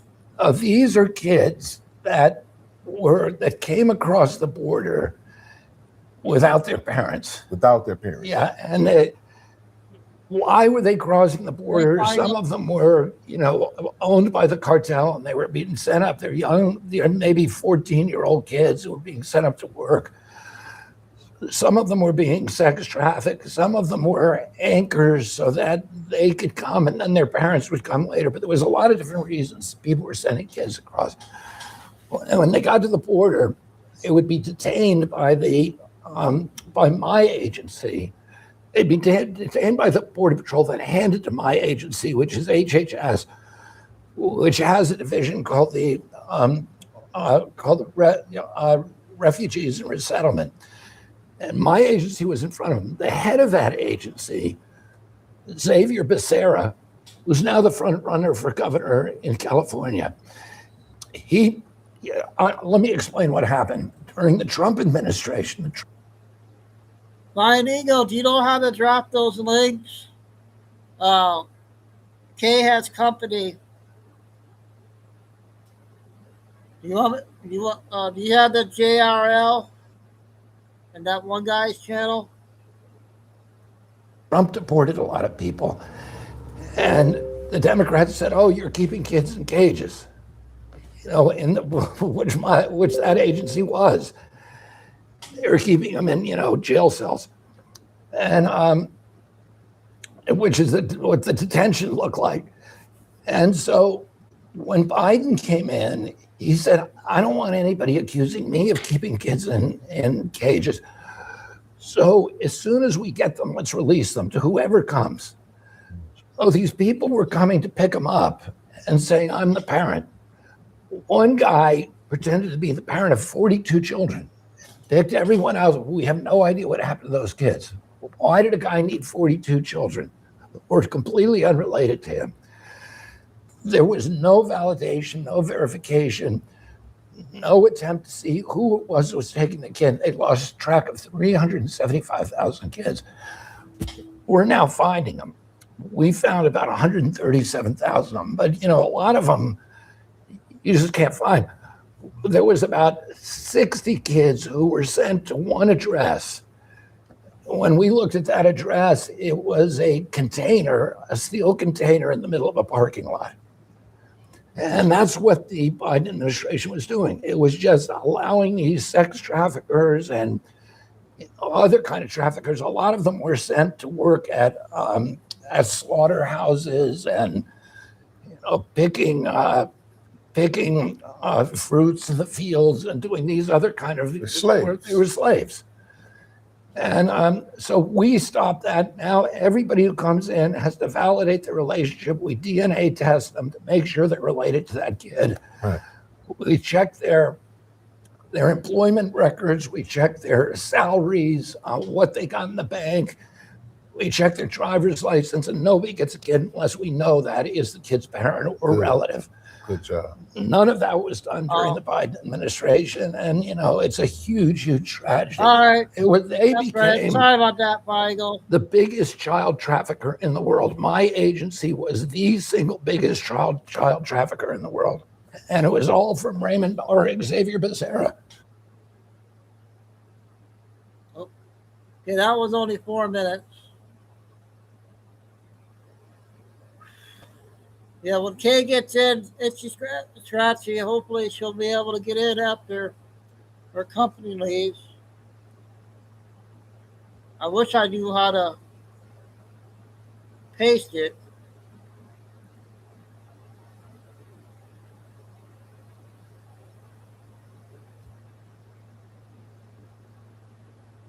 All right, let's get next video in.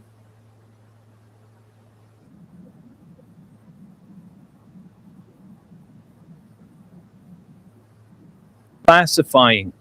Anna Paulina Luna, our absolute favorite member of the U.S. House of Representatives, has just dropped a teaser, and it is an absolute bombshell.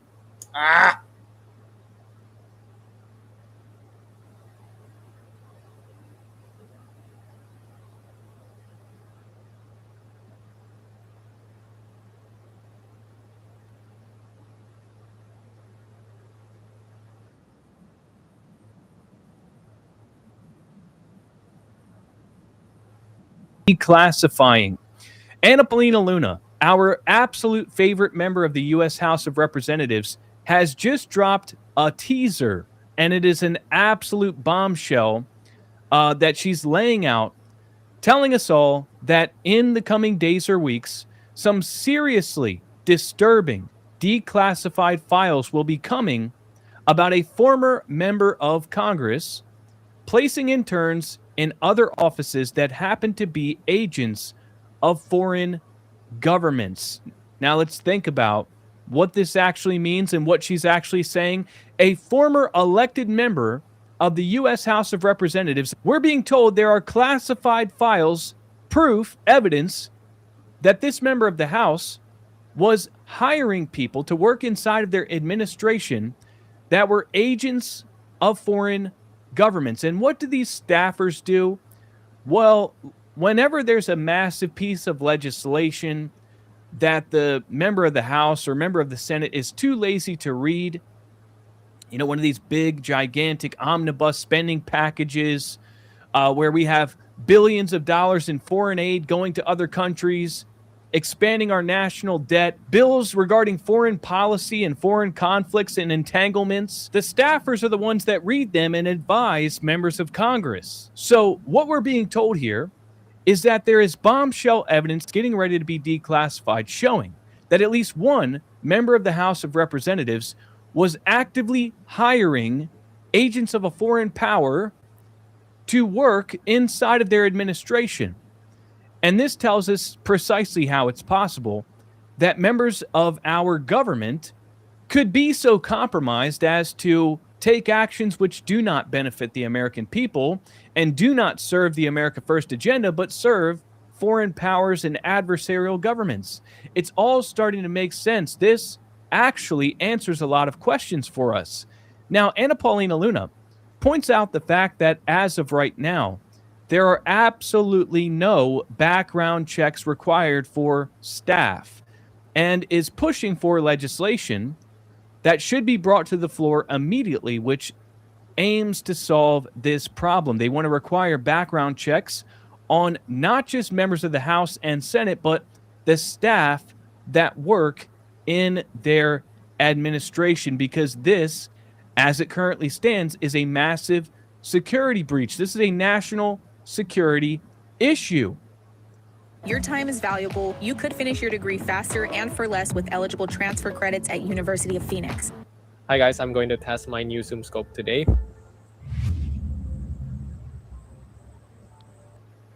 Just imagine for a moment, you're a member of the House, intelligence reports from the intel community, and these staffers are the people that get to decide what lands on your desk, what gets your attention.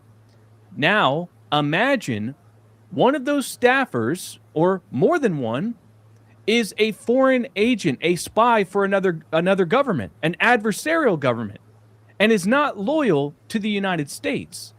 And just imagine the kind of power that they would have. Not only can they manipulate you, but they can also map out the relationships and the intelligence and quietly report back to their country that they're working on behalf, everything that they're seeing, and giving up our intelligence to a foreign country. These congressional staffers are basically like the handlers behind the scenes that really pull the strings. And as it currently stands, there's no background check required, and they can have dual loyalty to another government and not have to report it. Unbelievable. Now, it gets better because Laura Loomer seems to have some access to information, and she seems to know precisely which hostile foreign government was involved and knows a little bit about the investigation unfolding behind the scenes. And get this, this has been known for quite a long time, and nothing was done about it. So we're going to break down what Laura Loomer has to say about this. But first, ladies and gentlemen, we talk about truth on this channel, and the truth is everything costs more than it used to, and a lot of American families are drowning in credit card debt. It's one of the biggest financial traps out there. And if you're a homeowner with a lot of credit card debt, at some point, you've probably considered refinancing to pay off the credit card debt, but because you have such a low mortgage rate that you locked in, you second guess yourself. But the truth is, that low rate is not saving you if you're drowning in credit card interest at 25% or more. And it's costing you thousands of dollars, especially if you're only making minimum payments. That introduced House Resolution 500, which would require background checks on congressional staff and interns, as well as full disclosure of dual citizenship and employment of foreign nations. Now, here's an even bigger problem at hand. It appears that while these investigations are underway, and this is a known issue, Laura Loomer claims that Speaker Mike Johnson has refused to release the name of the GOP staffer and member of Congress who is under investigation by the FBI for colluding with Qatar. So at the moment, we don't have the name of the GOP member who was doing this, but let's keep in mind that this is not an isolated incident.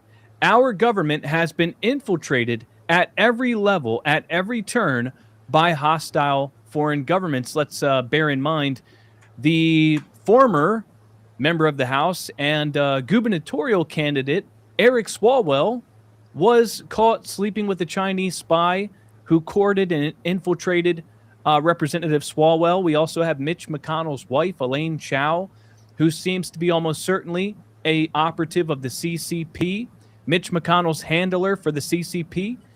And this has been going on for years. It is nothing new.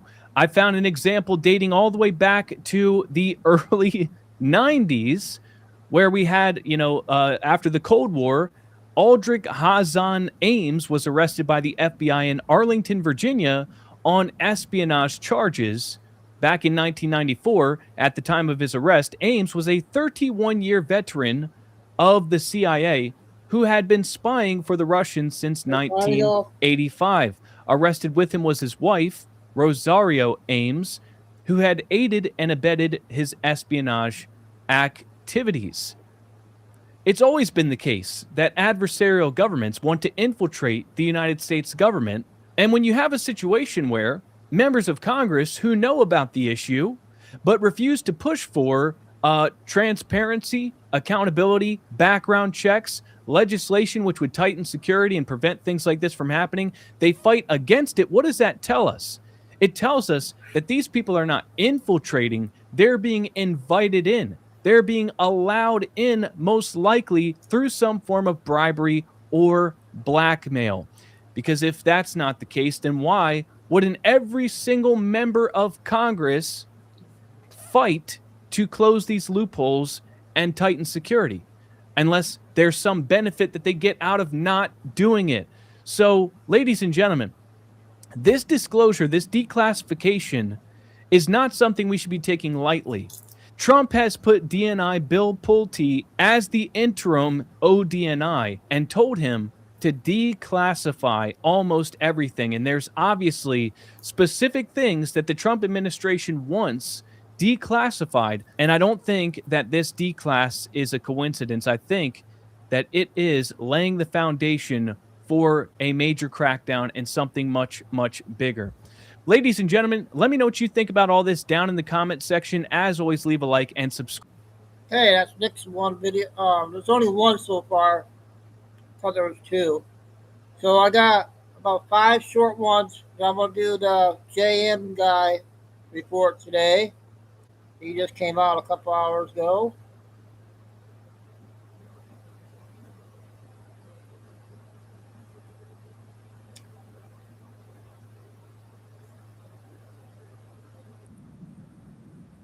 This is kind of interesting, and I'm not sure on this one, Final. Rewrite of our understanding of material science in extreme cosmic environments. 6 minutes. If it is artificial, then it becomes chillingly literal. It's not just an asteroid, and it's not just like 3I Atlas. It is a piece of engineered hardware designed to withstand forces that would destroy natural rock. Bureau Report, Beyond World is One.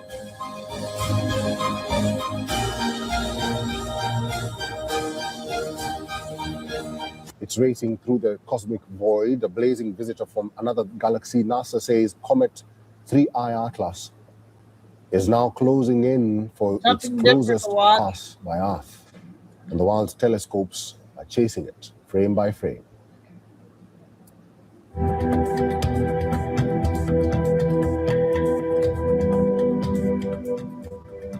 The anomaly is screaming its presence. Forget the ice and dust of a natural object. This interstellar visitor is breaking every single rule of celestial mechanics. It is moving with non-gravitational acceleration, a signature of deliberate, controlled thrust. Spotted in June, it is now streaking through space at nearly 130,000 miles per hour. On December 19th, Atlas will make its closest approach to Earth, around 170 million miles away. That's twice the distance between the Earth and the Sun. But for astronomers, that's close enough to watch history unfold. NASA's Hubble Space Telescope has captured breathtaking new images. The comet glows, its white nucleus blazing at the center, surrounded by a halo of gas and dust bursting into space.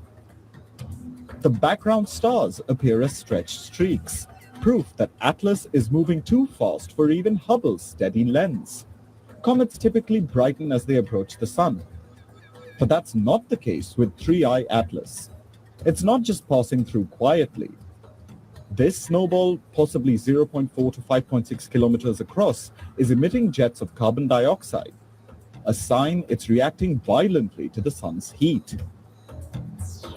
Given the anomalies, some scientists have called the comet an alien ship. NASA asserts that it is a comet from interstellar space. This is a once-in-a-lifetime event, a visitor from another star system. too fast to stay and too rare to forget. 3i Atlas is flashing by one last celestial farewell before it disappears into deep space forever. Bureau Report, WION, World is One.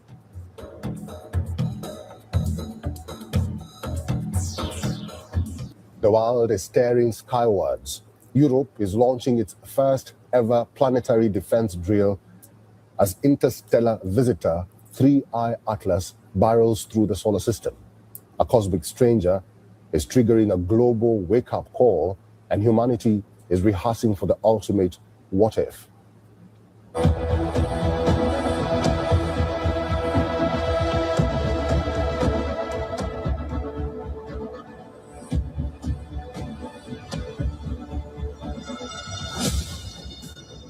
It glows faintly against the black, a blur of ice, dust, and mystery hurtling through deep space.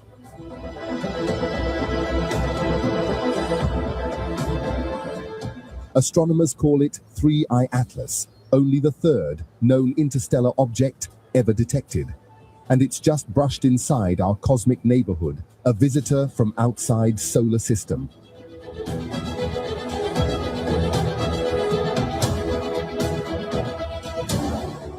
The interstellar comet, currently 273 million kilometers from Earth. The comet will make its closest approach to Earth on December 19, 2025, when it will be approximately 269 million kilometers away. The alarm bells are ringing loud. Europe has announced the launch of largest planetary defense exercise ever conducted.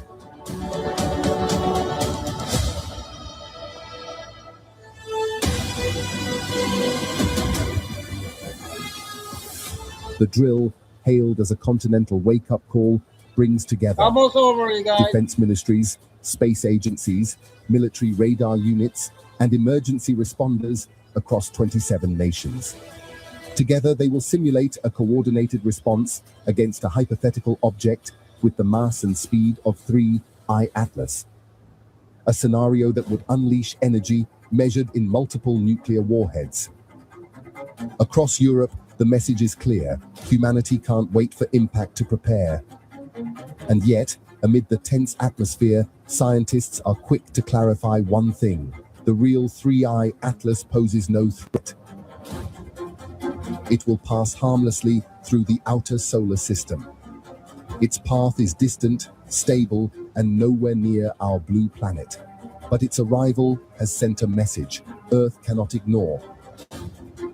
Space is vast, unpredictable, and indifferent. The question is not if the next threat comes, but whether humanity will be ready.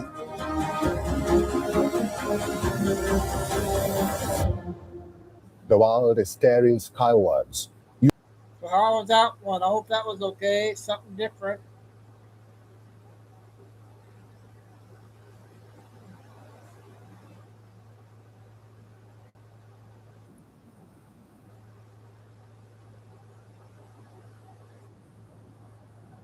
This is her third one today. She just came out.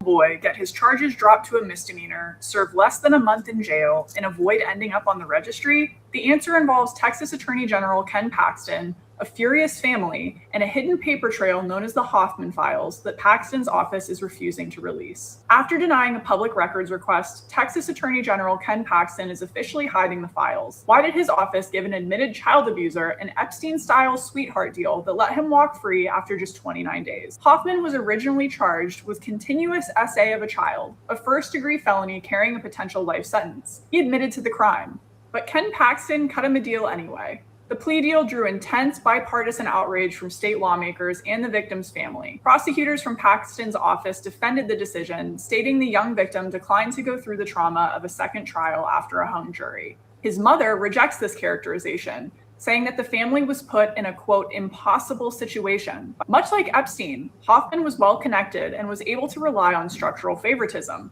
We're talking about a practicing lawyer in Texas legal and political circles who admitted what he did to this boy. The evidence was sufficient for Nebraska to force him onto the registry when he moved there, something that Paxton's sweetheart deal allowed him to evade in Texas altogether. This begs the question, Why are Republicans so comfortable covering for powerful abusers? And if there's nothing to hide, why withhold the files? How do All right, that's an important one there.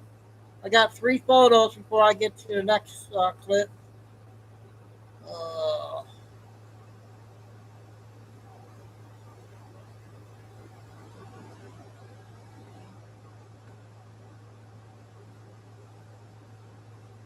So Montgomery County Human Key Operation, 61 arrests, 28 victims were rescued during the cut.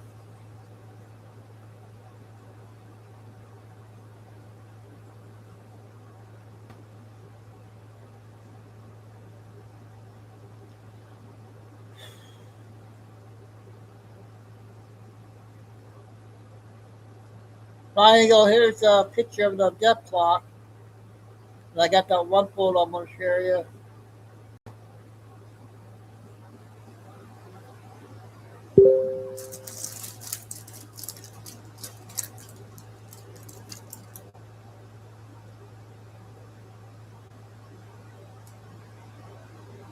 Credit to Mel's page. I think I got it off this one and the next one I got from her page.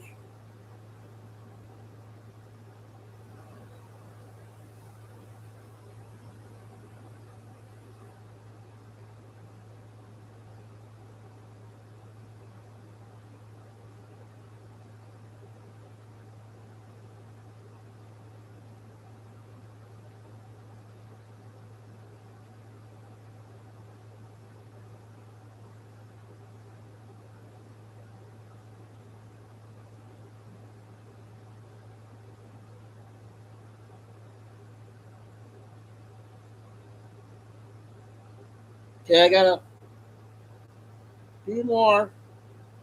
And then I'm going to do that 21-minute thing with the report guy.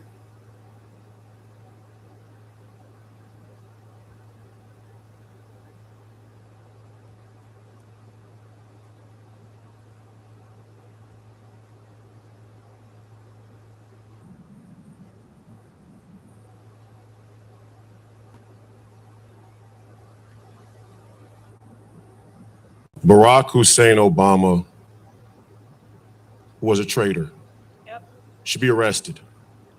Obamacare was one of many subversive policies and programs that he and the communist Democrats, I call them commie-crats, instituted, and it should be done away with. And President Trump is doing a good job of some of that. But I got to go back to this last question because it's hurt my brain, honestly.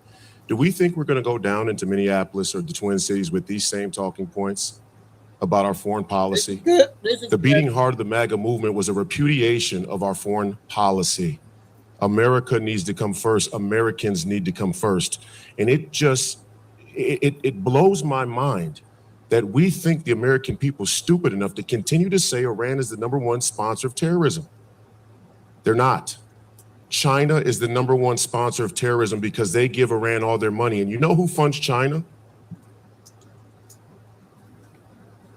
Every last one of you who are unwilling to decouple from the convenience of a tyrannical communist regime. And in that way, by association, we all in here share some of that communist sin.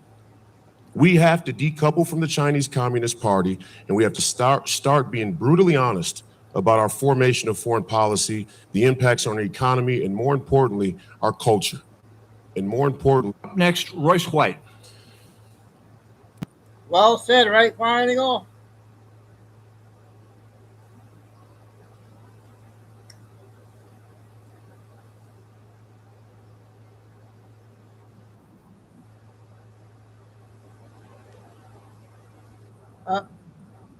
This past weekend, they were arrested in Florida for extradition to the United Kingdom.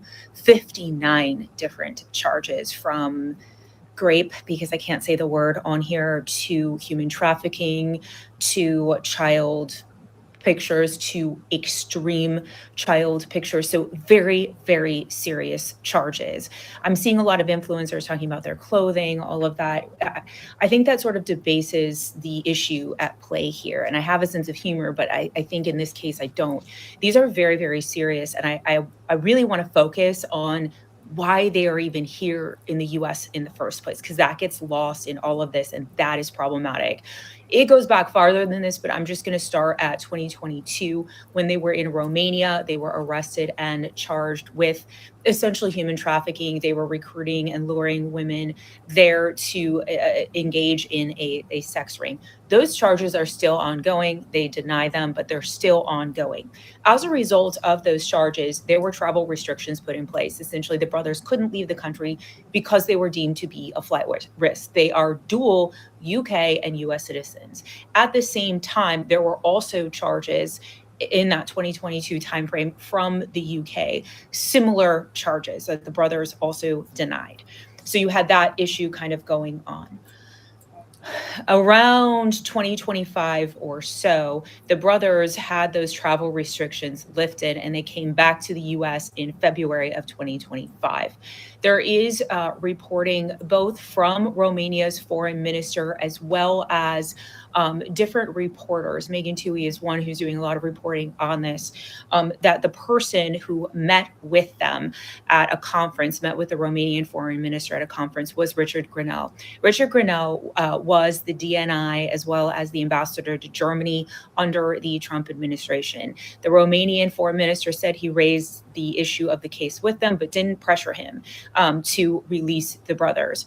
A few days after that meeting, the travel ban was lifted and the brothers were allowed to essentially travel, and they came to the United States. The UK had urged the US not to get involved in this because of the charges that were still pending. So I think that is hugely problematic. Why anyone would be okay with people with these charges pending coming to your country, and I understand they do not have charges pending in the US, is deeply concerning. And again, Grenell, Trump, no one has come out and said that they are the ones who allowed those bans, that travel ban, to be lifted. But that is just what the foreign minister has said and some other reporting has said. And so Okay, another good one from our regular one there. I got two more short ones and then JMC reporter.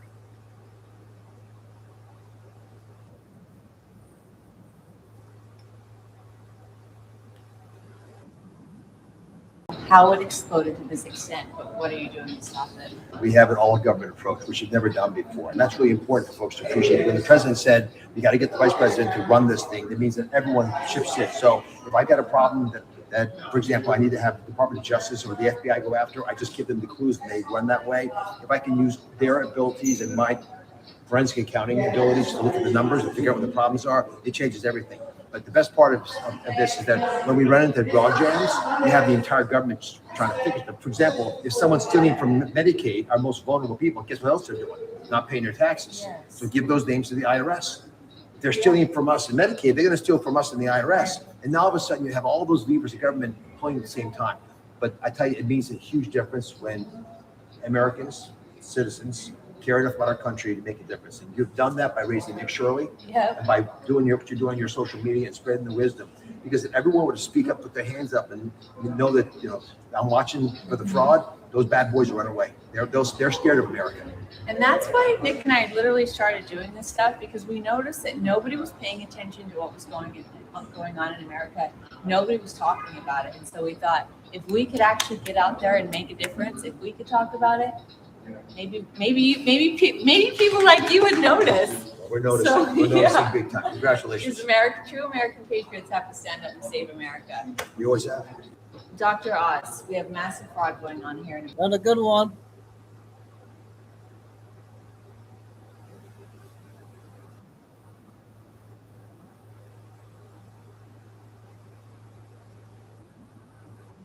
For people who put illegal drugs into their body to turn their syringes in, and they can receive 20 cents per syringe. They can turn in 50 syringes a day and make $10 a day. If they wanted to do this for a whole year, they could make up to $3,650 by turning in their used syringes.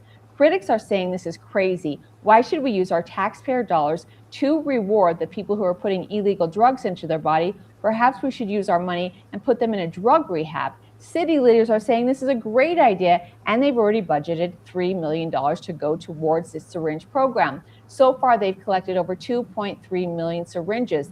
They're saying this is going to make the playground safer, the park safer, the city streets safer, because when a child goes to a playground, they're not going to need to be worried about getting poked by a used syringe. And when people are walking down the streets, they don't need to worry about getting poked by needles. New York City is crazy, but it just got a little bit crazier. What do y'all think? Should we reward the people who are using the syringes and give them a little bit of cash?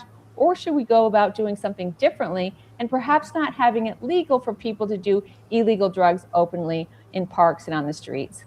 In your Okay, next mom there. Okay, the next big video.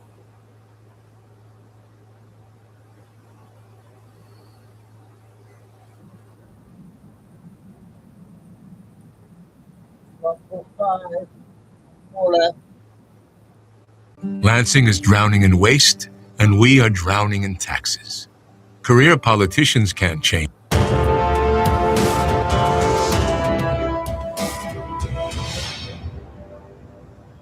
July 20th, 2026. Hello, I am John Michael Chambers, and this is your Daily War Report. I ask you to listen with love, as where we go one, we go all.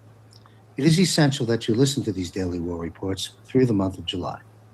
Meanwhile, be sure to catch my new monthly broadcast, Fireside Chat with JMC, which launches this week in July.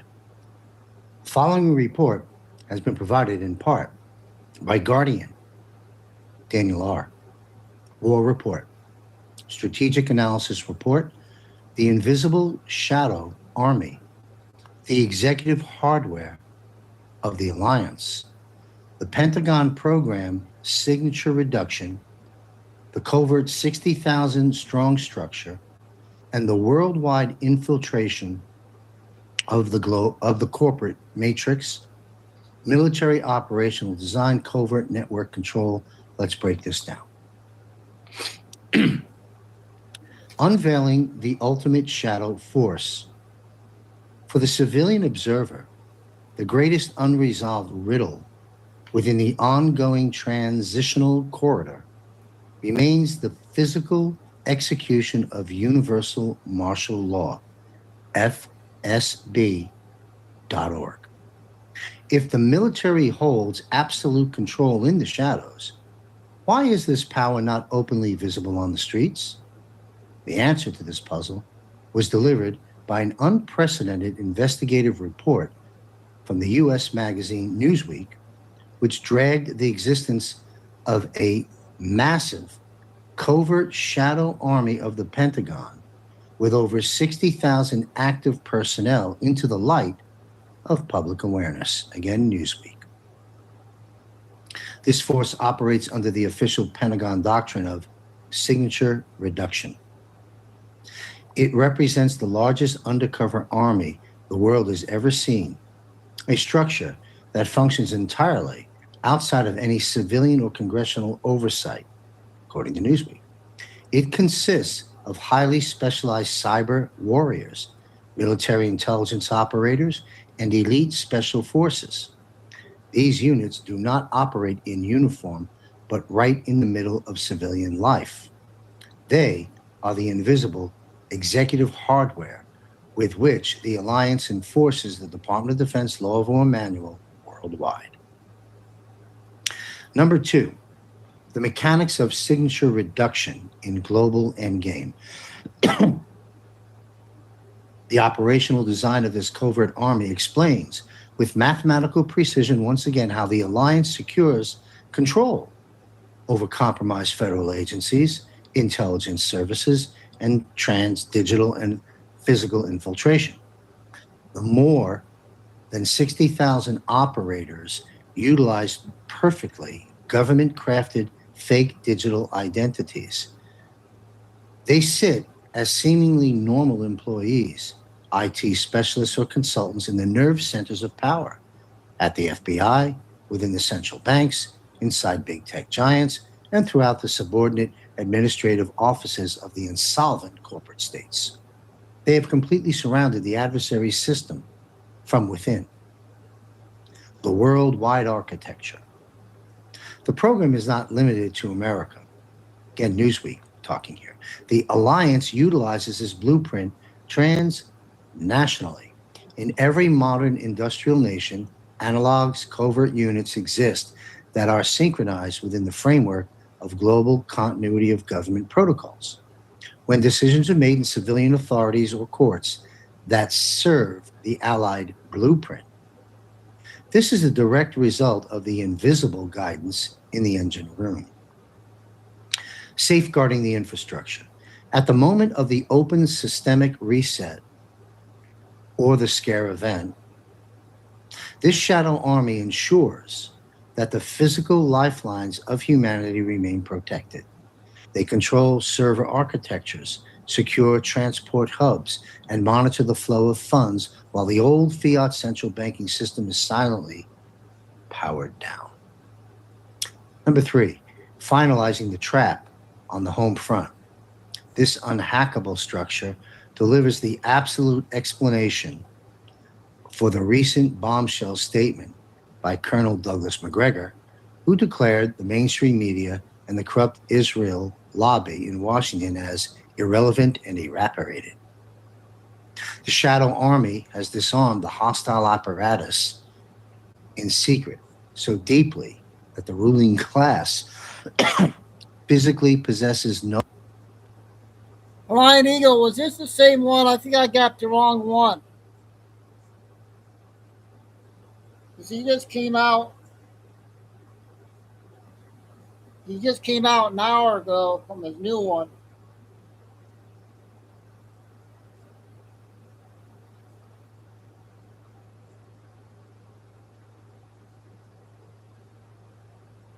So should I stop this one? Yeah, I thought I did this one. So you guys, here's his new one that just came out. Sorry about that mix-up.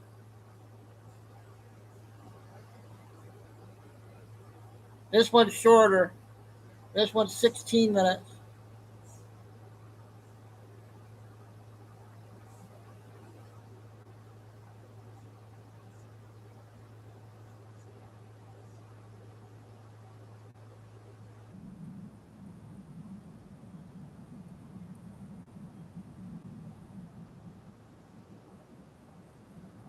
Your daily war report.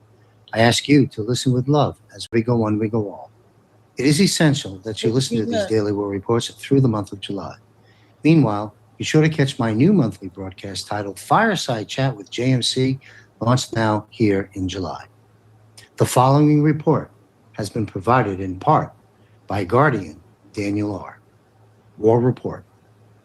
Strategic Analysis Report. The Covert Ledgers of the Alliance. The Anatomy of the 600,000 Sealed Indictments. The Juridical Dismantling of the Transnational Cartel. The Principal Grand Jury Sealing and the Preparation of Global Military Tribunals. Juridical Operational Design, Military Criminal Law, Structural Analysis. Here we go. Number 1, deconstructing criminal immunity. For generations, the leadership tier of the transnational deep state. You might have to go back to the beginning. A lot of stuff going on. I'm going to go 3 to 7 tonight. State rested within the absolute certainty of their structural criminal immunity. They micromanage the departments of justice across insolvent corporate proxy states occupied by the benches of the bar cartel and utilized federal agencies as defensive shields for their illicit operations.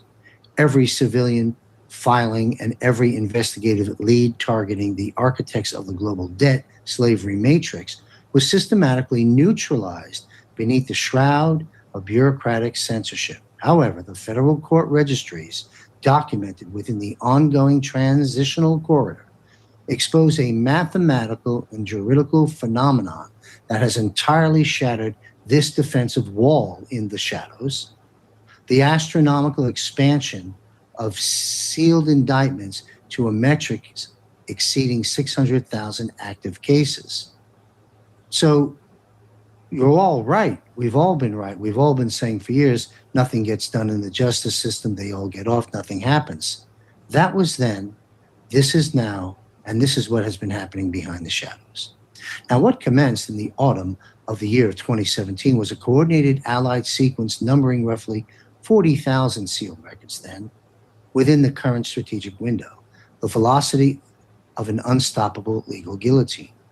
This delivers the irrefutable confirmation that the entire cartel has already been lawfully processed and isolated within the main ledger of Allied military justice. Game over. Number 2, the mechanics of sealing and executive execution. Within standard U.S. federal law, a sealed indictment is a criminal charge lawfully returned by an independent grand jury upon evaluating unassailable evidence remaining under absolute statutory secrecy until the exact moment of the apprehension. In conventional periods of peace, let's say, federal judiciaries nationwide rarely register more than 1,000 to 2,000 of these specific filings per annum.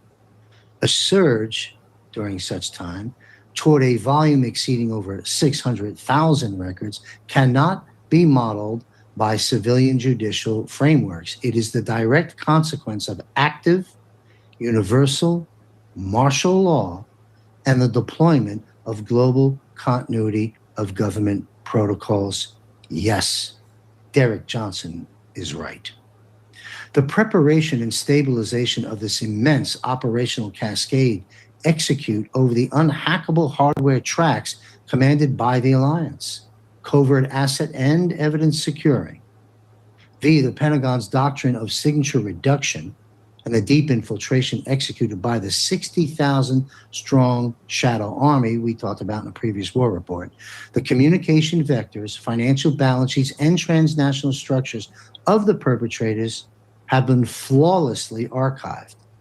Each of these 600,000 filings are mathematically unassailable, stripping the target assets of any baseline for any defensive legal maneuvering. The worldwide transgressor profile. The indictments encompass the entire operational matrix of the legacy order. They target compromised actors within the corporate states, transnational banking syndicates, and the core networks managing the horrific human trafficking operations recently exposed by official Homeland Security disclosures. Now, the sequenced unsealing design.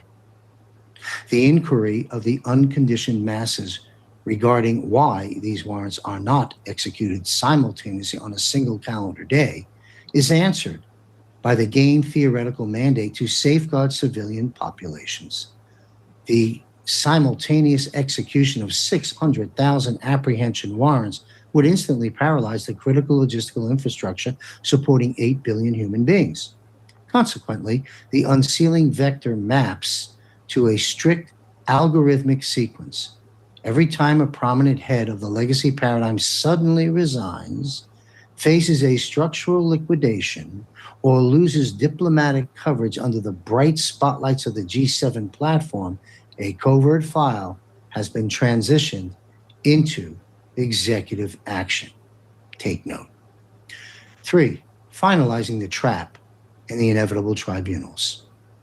This astronomical surge of sealed indictments provides the structural guarantee that the planetary liberation does not migrate into an institutional vacuum.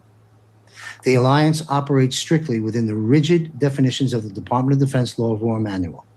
The presence of this unhackable juridical hardware inside the engine room renders any speculation comparing this timeline to legacy intelligence pacification schemes entirely illogical. Once the transitional corridor verifies the absolute fulfillment of global regulatory parameters, such as the comprehensive activation of the asset-backed QFS and deployment of Nasara Kasara, this prepared legal avalanche breaks loose.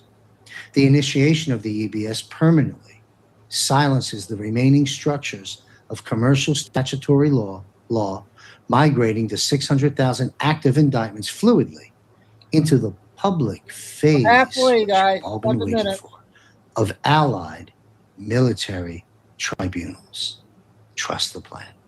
Conclusion, the existence again of over 600,000 sealed indictments delivers the definitive mathematical confirmation for the imminent termination of systemic tyranny. The transnational cartel is irreversibly trapped inside the legal net woven by Allied operational design. This almost feels illegal to know if you're a side sleeper. What I've discovered could save you from a massive mistake that's crushing your... Strategic analysis report the orbital frequency supremacy, the transition to the unhackable quantum network, the decentralization of global communication infrastructure, the expiration of terrestrial censorship software, and the hardware safeguarding of the systemic shift, technological operational design, orbital infrastructure doctrine. Let's break this down and conclude this war report. Deconstructing terrestrial information monopoly. The deepest and most rigorously guarded control blueprint of the legacy matrix relied upon the physical monopolization of global information flow. Through a centralized network of deep sea fiber optic cables, transatlantic server hubs, and the satellite infrastructures managed by Legacy Intelligence Corporation.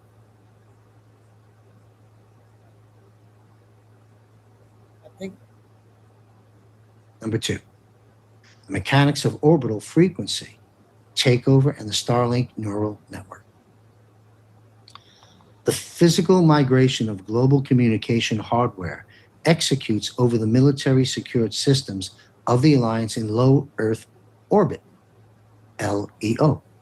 This operation relies upon unhackable technological tracks, the broadcasting supremacy of Space Force. That's right, Space Force. The defense and administrative management of the orbital space resides under the direct control of the lawful commander-in-chief, Donald J. Trump.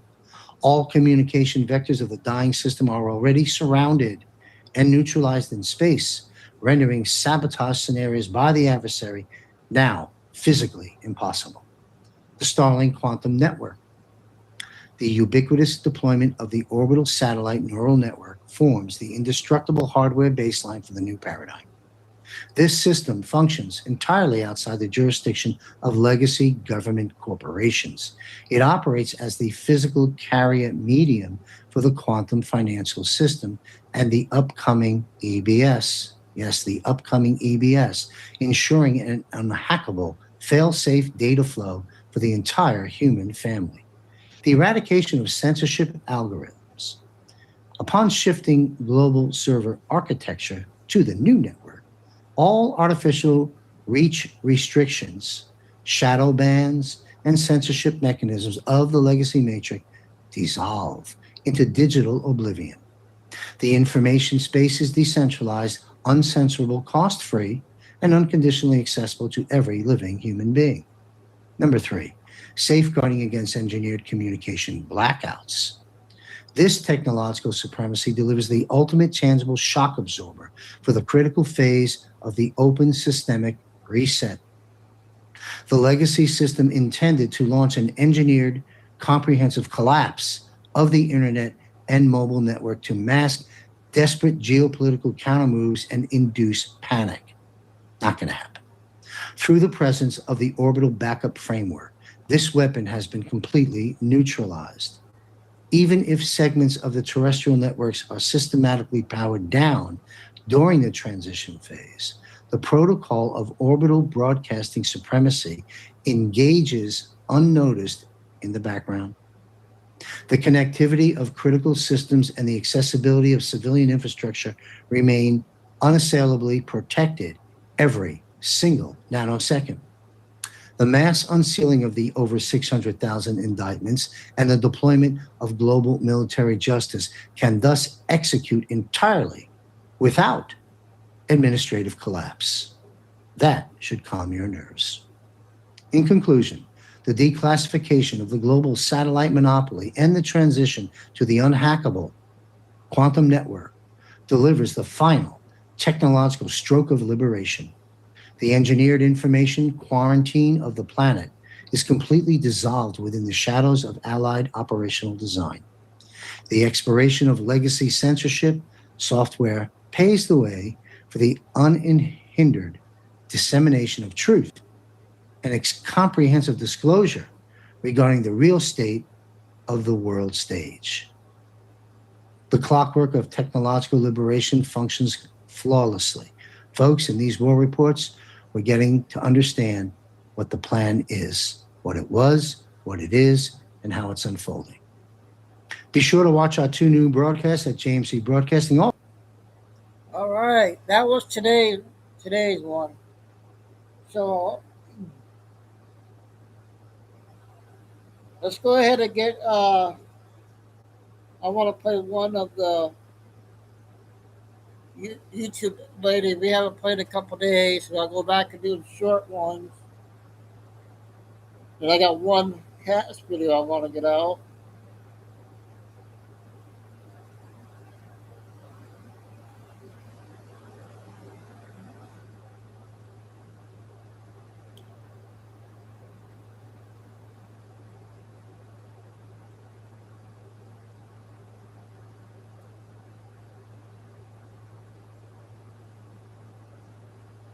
This one's about 18 minutes, I think.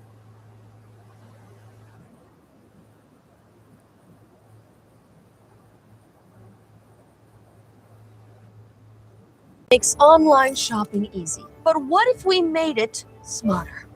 You're putting your hands on Turn me. around. How dare you? Turn Get your hands off me. She's actually peeing on the floor. In today's body cam, we're encountering a Hey, passenger okay. who somehow turned, please step off of the airplane. You made it just on time for this one. It's a wild one.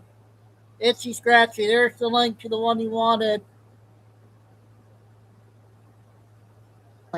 Into multiple charges. According to her, of course, she did nothing wrong. According to literally everyone else on the plane, they wanted her off before the flight even left the gate. Now, I'll say this up front, okay? I always like giving people the benefit of the doubt. If an airline is kicking someone off an airplane, I want to know why. Was it justified? Was it an overreaction? Was it somebody on a power trip? But as this body cam goes on, every opportunity she has to de-escalate, she somehow finds a reason to hit the gas instead. On June 30th, 2025, during a routine flight, a woman's disruptive behavior nearly forced the entire aircraft to deplane. When deputies were called, she stood her ground against both the crew and law enforcement, causing the situation to quickly escalate from a verbal dispute into physical confrontation. So the lady came on stumbling, she's slurring her words, she couldn't walk straight down the aisle. You guys want her off? Please, with the crew and the captain want her off. How you doing, Captain? So you want her off the airplane? Yeah. Okay.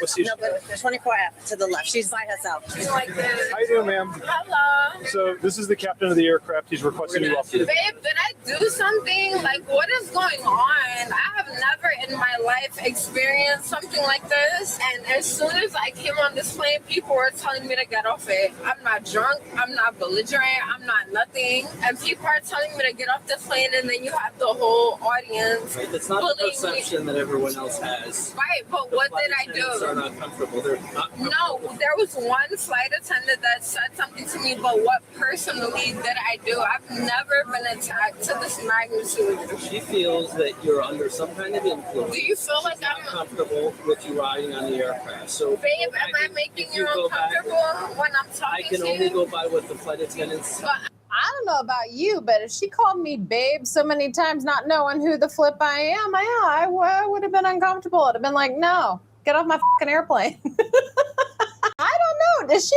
acting drunk? They were saying that she was slurring her words and acting belligerent. I mean, I don't feel like she's acting belligerent yet, but she is definitely, putting off a certain kind of energy that I wouldn't want to sit next to for hours on a freaking airplane. Are you kidding me? And now, is it worthy of her, getting kicked off and missing her flight? I don't know, but probably about to find out. I'm really being harassed and nobody's standing up for me, and that's so sad. No one's harassing you. No, I am being harassed because never in my life have I boarded a fucking flight and people are telling me like, oh, you can't be on the flight because what am I doing? Okay, raise your hand if I did something. So, what do you guys think? Is she drunk? Ma'am, offend you. ma'am, at this point, you have to come off the aircraft. Like, I literally did nothing Ma'am, this isn't to for up. anyone. Ma'am, this isn't And up for you're discussion. stupid. This isn't up for discussion. Literally. You have to get off the plane. It's either you get off or we're going to deboard the whole aircraft. What did I do? Miss, I don't want to cause any more. What did I do? I just need you to come with me. You don't understand what that takes of a woman of color? Just come with me and we'll discuss it off the plane. So, do you have a carry-on bag? You don't understand what I that do does to a understand. woman of I'm color. trying, no. You're making me No. get off a flight because I did nothing. Sorry. I walked this line Ma'am. and If I I cannot sat control you on the ground, they cannot control you in the air. What's happening? Okay, I need your bag. You have to and I come need off. They're you to going come to with me. rebook. If you don't come off, everybody's coming up. It's not fair to the rest of the customers. Everybody wants to go. Just come with me and we'll fix Everybody's everything just up so mad and they don't want to have to come off. I'll carry your bag for you. Let me take your bag from you and I'll It's just so fucked up that you guys do this to a woman of color. Okay, two things. Number one, I really like what this woman said. If I can't control you on the ground, I can't control you in the air. You need to get off the plane. Very, very fair point. Number two, I kid you not. You guys probably know me well enough to know now. I wouldn't lie to you. I would not lie to you.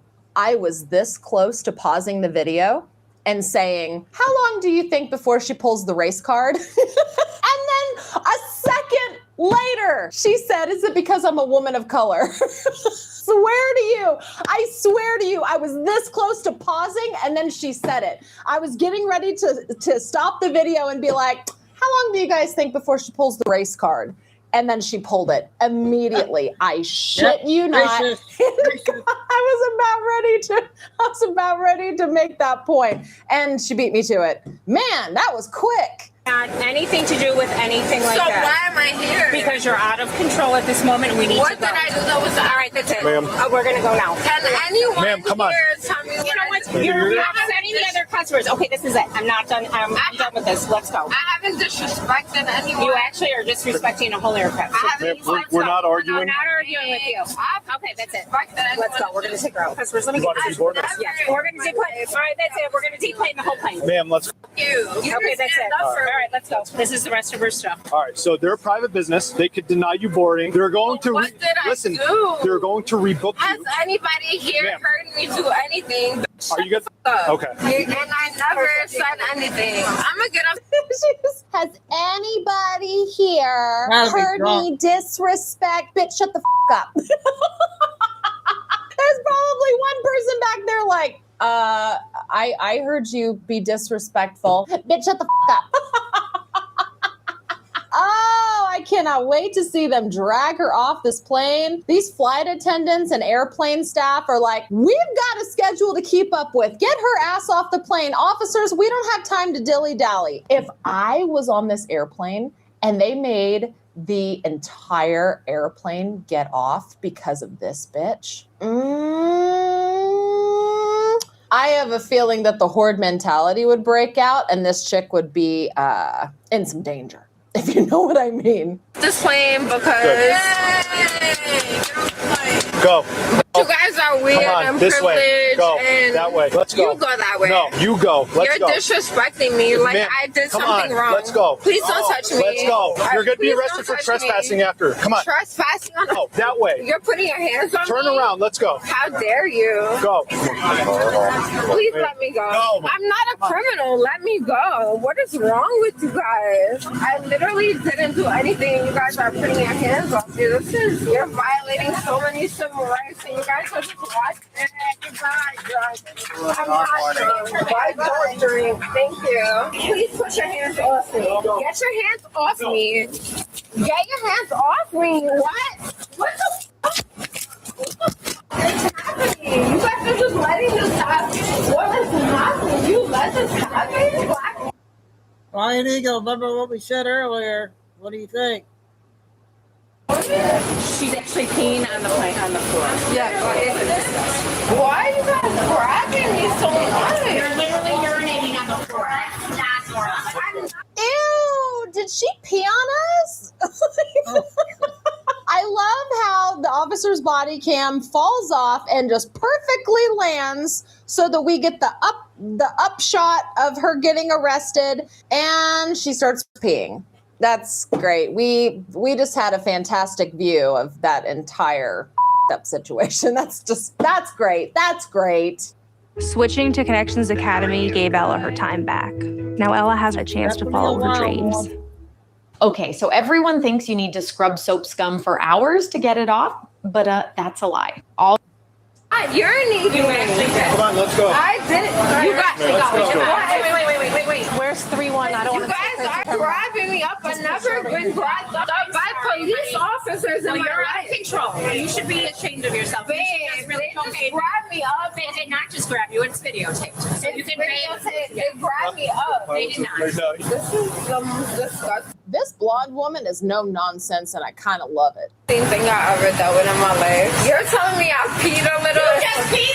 That's right, If I peed, it's because 3 officers just grabbed Turn that way, me. please. Why are you guys treating me so Okay, bad? Terry, Like I'm a yeah. fucking criminal or something. What's wrong with y'all? Yo, I wasn't even belligerent on my flight. You guys just grabbed the fuck out of me because You just what? hit an officer. I never hit I an officer. heard you hit the officer. I Plus, swear I saw you. on my life, I never hit an officer. I You're just never lying, in my. Are you serious? Real serious.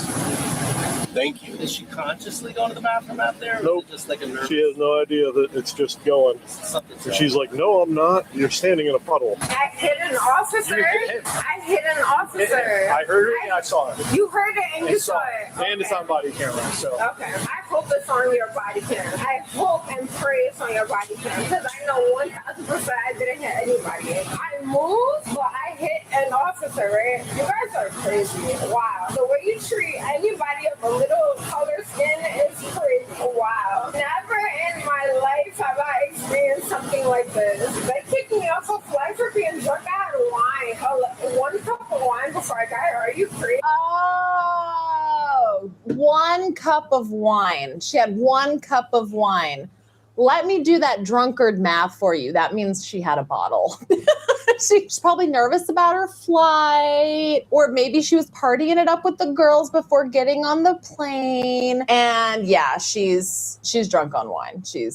I highly doubt it was 1 cup of wine or 1 glass of wine. Whatever, bitch, we don't believe you. Nowhere. And I do have to pee, so that's probably why I peed a little when I was being attacked by officers. Take her airside because they need to move this. Come on, we're gonna go out this way.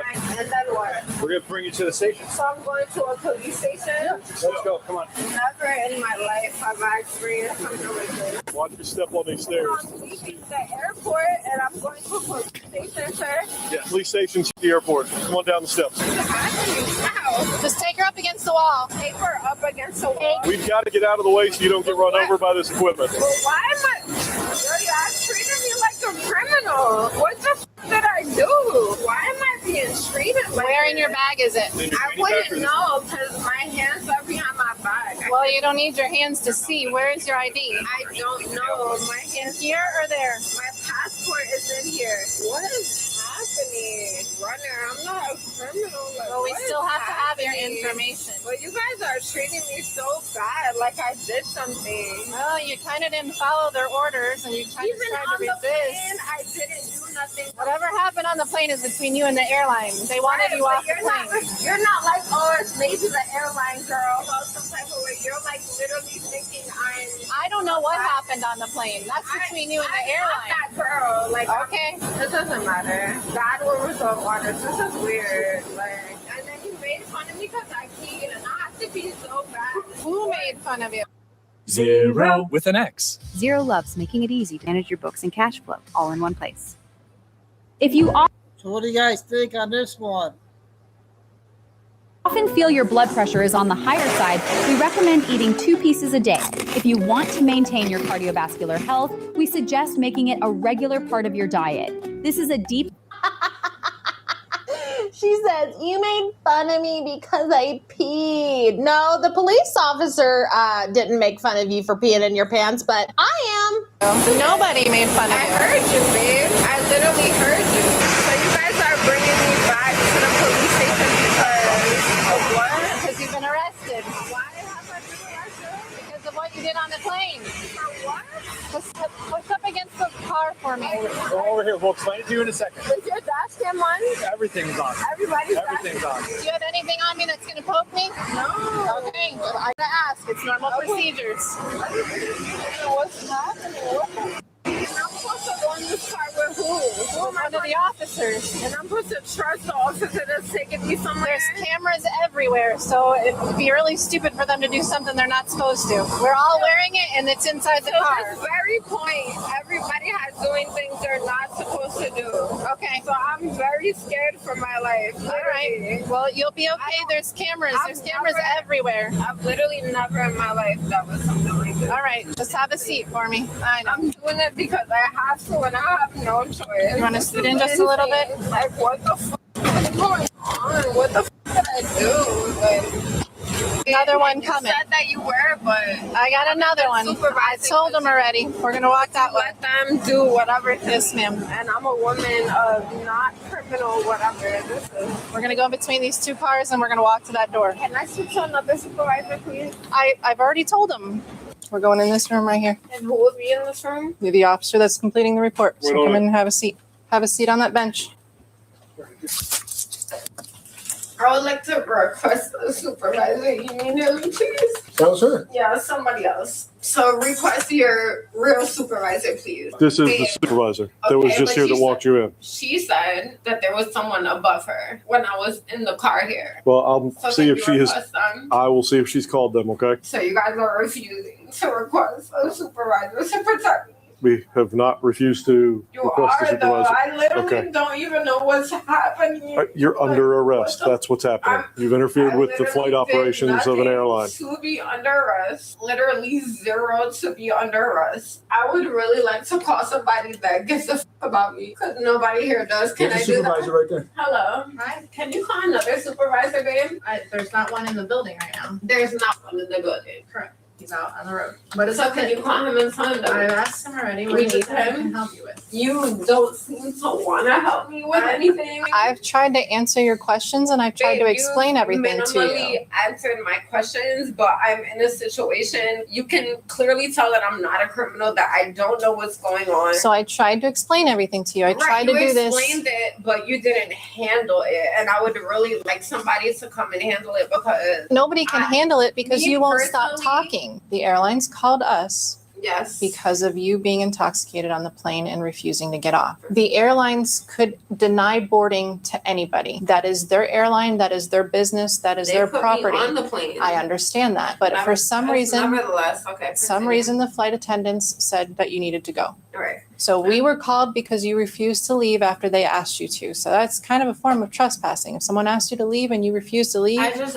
asked. I'm explaining it to you. Nevertheless. Okay, so we went there, and because you refused to get off the plane, we had to then go on there. So why You after the math Right. am I a criminal? Because or when we in went to jail? go get off the plane and you were starting to give issues and push back and try to fight back with the officers, that's at I that didn't touch point. an officer. At that point, that is when they detained you and put you under arrest. Right now, you've got, what are we doing, disorderly intox? So do you guys normally, because I didn't touch anyone. I just said I don't understand why they're asking me to get off. So They were trying to get you off of the area and into the terminal and away from the plane so that way they can move the plane. At this point now, you're interrupting flight operations. They can't do their flight ops and you're making that whole entire flight delayed because you refused to get off the plane. babe, I was a passenger on that flight. And so were 100 and however many Right, people but are. I paid for my flight just And like them they did didn't too. do anything. Well, that's I was between you and the driving. airline. That's between you and the airline. And I have to go to jail for it. Not that the jail part didn't have to do with that. The jail part is how you acted and what happened when you got off the And plane. how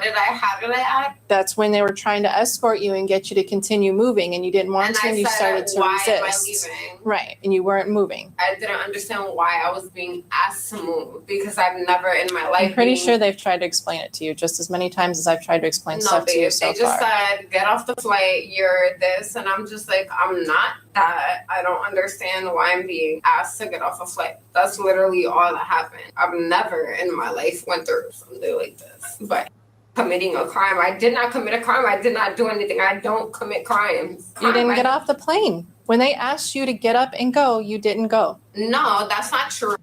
She's requesting to use restroom. Thank you. I fast forward to like. Alrighty, ma'am. Come on in. Alrighty. Just push in a little bit if you can. I'm just gonna grab the seatbelt here. Just give me a second. I'm gonna turn the AC on for you, okay? Alrighty, ma'am. So this is the nursing staff here at the jail. They're gonna talk to you first. Is there anybody I could talk to about what happened to me, or just go through the motion? We have to do. Honey, everybody who's willing to talk to you about what happened has already talked to you. You've spoken to a supervisor. I'm sorry that you feel like that supervisor bullied you for peeing. Whoa. Nobody else is going to tell you anything different. Just shut your mouth, go sit in the cell, bond out, and go home with your head hung low. Because if I were you, I'd be pretty freaking embarrassed of myself. Do this first, and then once we get inside, that's when you'll do everything else. Cascade Complete has the power of Dawn to remove greasy residue, leaving nothing behind but shine. If it is invalid, we promise a tenfold refund. This denture can be successfully worn in just 1 second and is suitable for everyone. Whether you have complete teeth, partial missing teeth. All right, follow me right over here. I just realized. What's that, ma'am? United Airlines told me I stumbled into the thing, Mm-hmm. and my foot is the size of a rock because I sprained it yesterday. That's literally why they thought I was walking funny. My foot is huge, like humongous. Like you can see my ankle. You said you sprained it, what, 2 days ago? I highly doubt that they thought you were drunk because you sprained your ankle and you stumbled onto the plane because you can't walk on it very well. Bullshit. Okay. Bullshit. I'm sorry, but your ankle has nothing to do with your belligerent attitude, you crazy lady. Yesterday, and they told me they thought I was drunk because I was walking funny, and I'm just not realizing I literally am limping, and that's what they were accusing me of. The difference is very clear. I'm very skinny, and this is double the size. Come on over. Without take it off here. Appreciation effort. Alrighty. And I did that where? At the police department. So when you're done here. Airport? Yes, ma'am. Alrighty. All I need from you, your signature here. After that, just raise your right hand, swearing that everything's the truth, the whole truth, and nothing but the truth. Yes, Perfect. we were all there. We were all there. I just didn't get to see her assaulting you guys or anything like that. But Yeah, you were still on the aircraft at but that she time. But, literally shoved her foot right in my nose. I was like totally grossed out because I'm like, who knows where that's been? well, yeah, that's And I it. told her, I said, that's when she was peeing. I said, I cannot believe you're peeing on the thing. I'm not peeing. Maybe because I was a little whatever she said. I was like, you sound stupid. I wanted to say you sound stupid. I'll say it. Bitch, you sound stupid. I like that blonde lady. The individual was taken into custody and faced the following allegations: interfering with flight operations, trespassing, resisting an officer, battery on a law enforcement officer. All right, so in the end, this woman. All right, what do you think? How long flying on that one?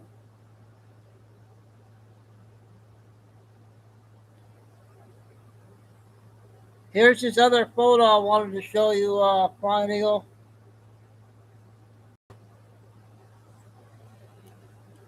Friends from Canada. Credit to Mel. I found it with Mel's page.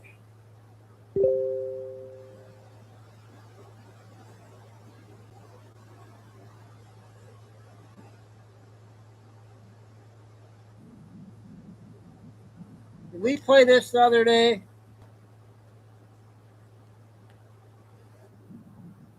Conspired to subvert President Trump's 2016 election victory and undermine the democratic will of the American people. While publicly pretending to engage in a peaceful transfer of power, in private, former President Obama went to great and nefarious lengths to try to sow discord among the public and sabotage his successor, President Trump. The new evidence released by the Director of National Intelligence, who is here with me today, confirms that the Obama administration manufactured politicized intelligence, which was later used as the justification for baseless smears against President Trump in an effort to try to delegitimize his victory before he even took the oath of office. The truth is that President Trump never had anything to do with Russia, and the Russia collusion hoax was a massive fraud perpetuated on the American people from the very beginning. And the worst part of this is Obama knew that truth, and so did all of the other corrupt officials involved in this scam, including former CIA Director John Brennan, former Director of National Intelligence James Clapper, former FBI Director James Comey, former Deputy Director Andrew McCabe, and many others. Director of National Intelligence Gabbard's report further confirms what we already knew. There was no collusion, no corruption, except on the part of Barack Obama and the weaponized intelligence agencies at the time.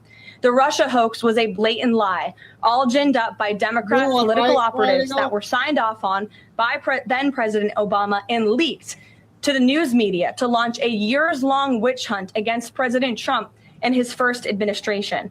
Allies of the president, including his own son, Donald Trump Jr., were disgustingly smeared as Russian assets, and some even had their lives destroyed because of this vicious lie. The president's first 2 years in office had this fake distraction hanging over it, and endless resources, time, and political capital were spent having to debunk these lies from the highest levels of our government. Now, nearly 10 years later, thanks to the declassification of documents by Director Gabbard, the truth has finally come to light. And this truth vindicates President Trump, his family, and his many allies and associates who were smeared with defamatory lies. President Trump was right from the beginning about all of this, and we are grateful that justice can be served. Now, we have even more damning evidence implicating those who tried to sabotage a duly elected president and did grave material harm to our republic. Thanks to additional important work done by CIA Director Ratcliffe, Committee Chairman Rick Crawford over the past few months, a newly declassified 2020 report prepared by the House Permanent Select Committee on Intelligence, which DNI Director Gabbard has declassified, found that the intel community did not have any direct information that Russian President Vladimir Putin wanted to help elect President Trump in 2016. And in fact, Russia was actively preparing for a Hillary Clinton victory. But at the unusual direction of Barack Obama at the time, the intel community published implausible intelligence suggesting otherwise. Why? To sabotage the incoming president. This is truly one of the greatest political scandals in American history. And reporters at legacy outlets, some of which are sitting in this room today, like the New York Times and the Washington Post, were ridiculously awarded Pulitzer Prizes for their perpetuation of this hoax. It's well past time for those awards to be stripped from the journalists who receive them. It is not journalism to propagate political disinformation in service of the Democrat Party and those in the intelligence community who hand over out of context and fake intelligence to push a false president, Barack Obama.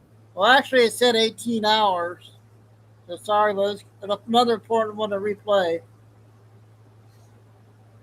So I got the next 6 clips, DJ Flying Eagle, off TikTok.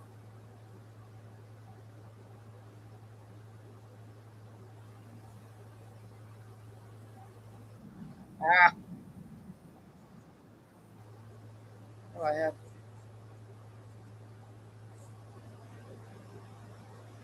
Oh, shoot, what the heck happened?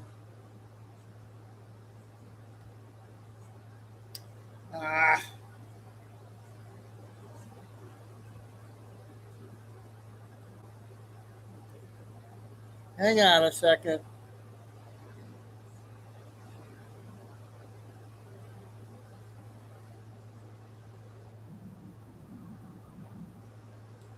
I gotta go all the way up now. I thought I had everything set.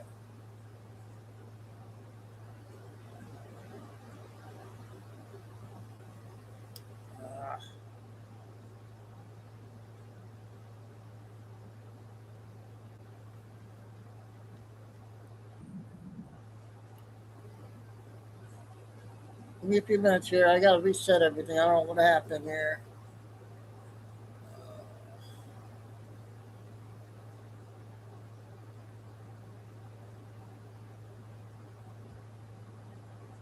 What the heck happened?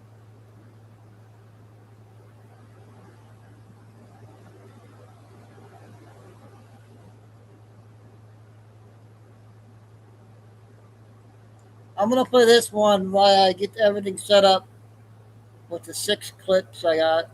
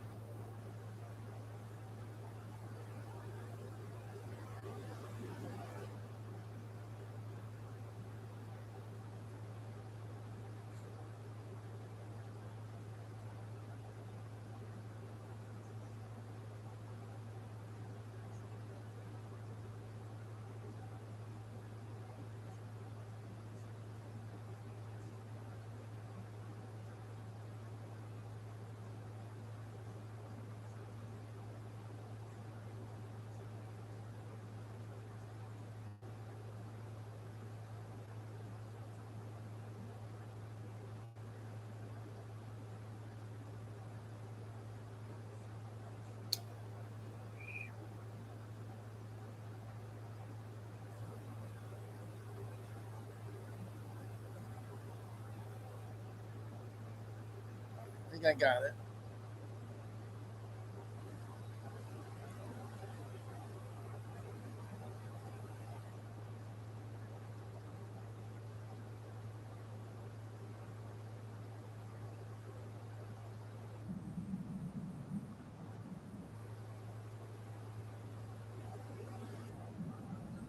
Patriots and then true patriots. And, does it really matter at the end of the day as far as that goes? No, it's going to shake itself out because the real patriots are going to shake out the weeds, right? All the others out there that didn't do anything, they're going to be exposed just because they didn't do anything. But my documents that you can still go to this date, they're time stamped and they're also time dated, meaning I haven't updated them since way back in 2021 or 2022. But I put out these documents that I had written from 2017 all the way to January 2021 when I published those. Free to the public. I pay for it, right? So how is it that I already knew what was going on before the election? Because you can look at my notes as I updated them. How was it that I already knew before that ever happened? Now, there's quote unquote podcasters out there that tell you that they've been knowing a long time, but they have no timestamp proof. It's just all right here. And then some of you believe them just because maybe they are a good person, but they have nothing. I have timestamp written proof on Google Documents, published January 2021, that I already knew what was going on lawfully, but not just lawfully. See, there's another application of law that people have forgotten. My books, the #1 bestsellers, right?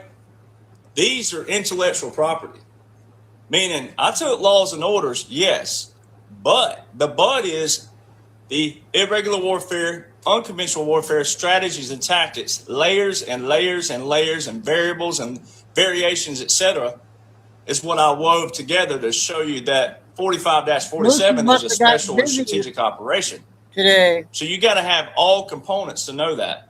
And once there's a book out, which this was published in December 2023, we got to break down another category. It's not just. Okay, that's one.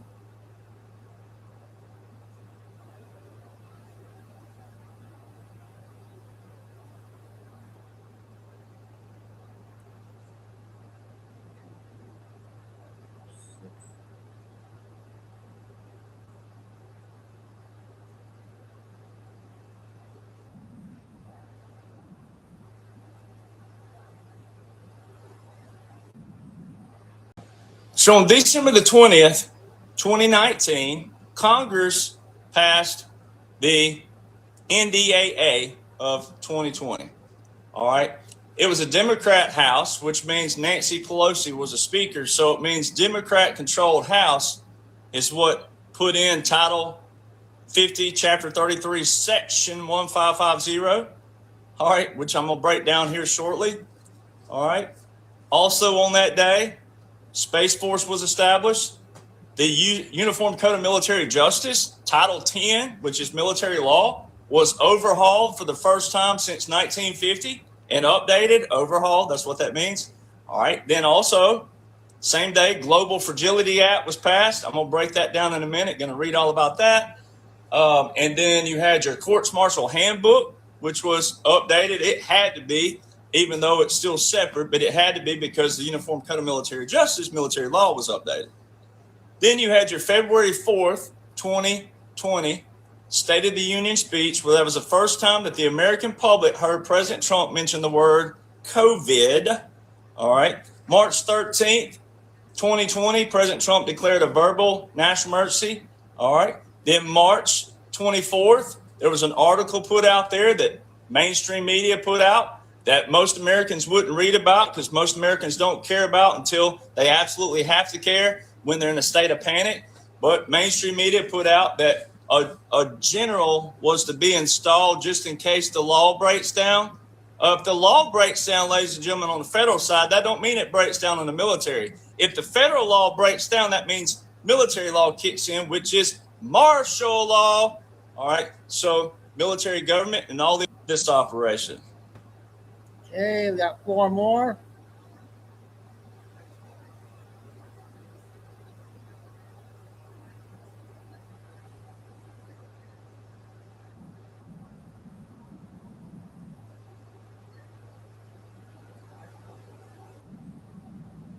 Federalization Order of the National Guard and the reserve components. All right, right there. That didn't have an emergency inside of it. It's a regular executive order. So if it's not revoked by the next president, it is still active. Very key. Very key. All right, March the 30th, President Trump's in all these different press conferences. What is he saying to the public?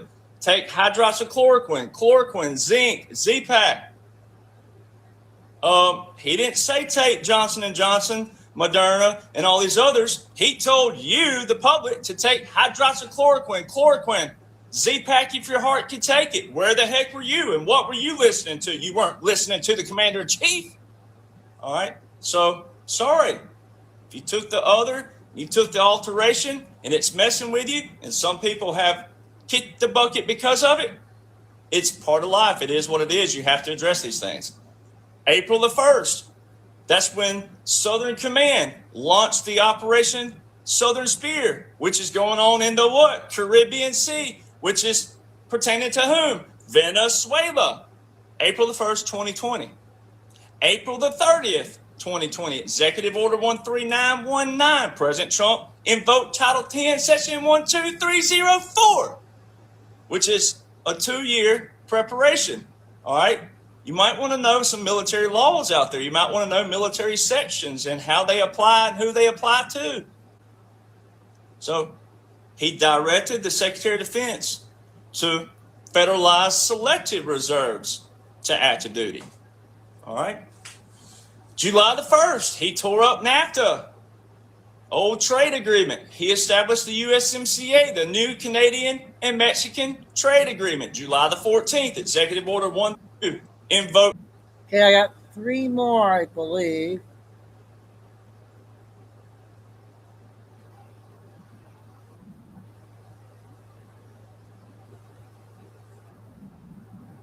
Really fun to break down. August 28, 2020, congressional report comes out. Up at the top says Military Justice Act. Well, that was passed way back in 2016. Now, why in the world would the old Supreme Court that had more liberal justices on it, why would they all of a sudden out of nowhere clarify that military law is separate from federal law, meaning court-wise? So you take that, now fast forward back to December the 20th, 2019, when they overhauled the Uniform Code of Military Justice and they overhauled the Courts Martial Handbook. Updating courts marshaling? Pretty sure the military justice ties in with the JAG, which is who you would stand before in front of in a military court. So why was the liberal Supreme Court out of nowhere clarifying this, and then they put it in the NDAA of 2017? Who was becoming president January the 20th, 2017? Yeah, what a coincidence that is. If you take 180 business days, which is how the government operates, when they put clauses 180 days, they mean business days. When you take 180 business days added to December the 20th, 2019, it gives you August 28th, 2020. And there's a report there that the president was supposed to do following what? Title 50, Chapter 33, Section 1550, put in December the 20th, 2019. See how this rolls? Okay. September the 15th, President Trump established the Abraham Accords. November the 4th, we all know what took place that day. That was the election of 2020. You had a 4-star general telling you that our joint partners all over the world were working with our National Guard and our Cyber Command and our national security, watching the elections, hoping we learn what we learned from 2018. Well, what were we learning in 2018? Wonder what happened in 2018. Oh, we're going to get there in a minute. All right, November the 12th, 8 days later, President Trump, Executive Order 13959, declares a national emergency versus the People's Republic of China. Oh, my. Okay, 2 more clips, you guys.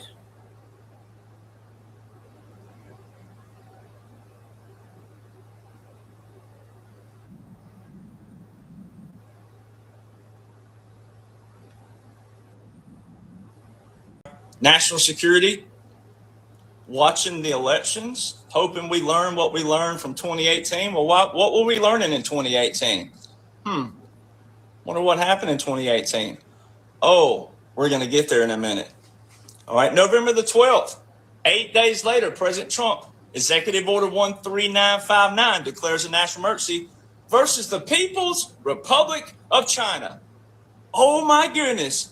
Did we just say November the 12th, 2020, and President Trump, July 16th, 2026, told the whole world, and many heard it for the quote-unquote first time, that the People's Republic of China were meddling with our elections? And way back here, there's an executive order by the national emergency just 8 days after that election that quote-unquote Joe enhanced in Executive Order 14032. But then when you look at the continuation of President Trump's order of that national emergency, which was continued last year, which would be 2025, he continued Executive Order 13959. Why wasn't he continuing Executive Order 14032? Oh, because in November and December 2025, he told you that all executive actions by quote-unquote Joe are hereby terminated, which if that was a real life scenario, it would create judicial world chaos, and it didn't do so. Which, again, always goes back to strategic special operation that you're watching. And if you have problems with this, you have problems with the United States military, special operations. December the 7th, President Trump, Executive Order 13961, Federal Mission Resilient Strategy, which is a strategy for what? Continuity of government. December the 10th, Executive Order 13963, the most recent to date, July 19th, 2026, the most recent to date order of succession within the Department of then Defense, now War, is from Executive Order 13963 from December the 10th, 2020.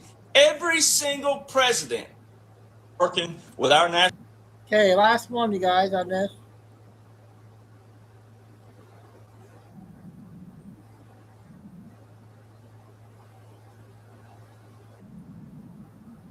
But there's this random Supreme Court case right here in the middle of that no one's heard about yet, except through me. Weird. What a coincidence that is.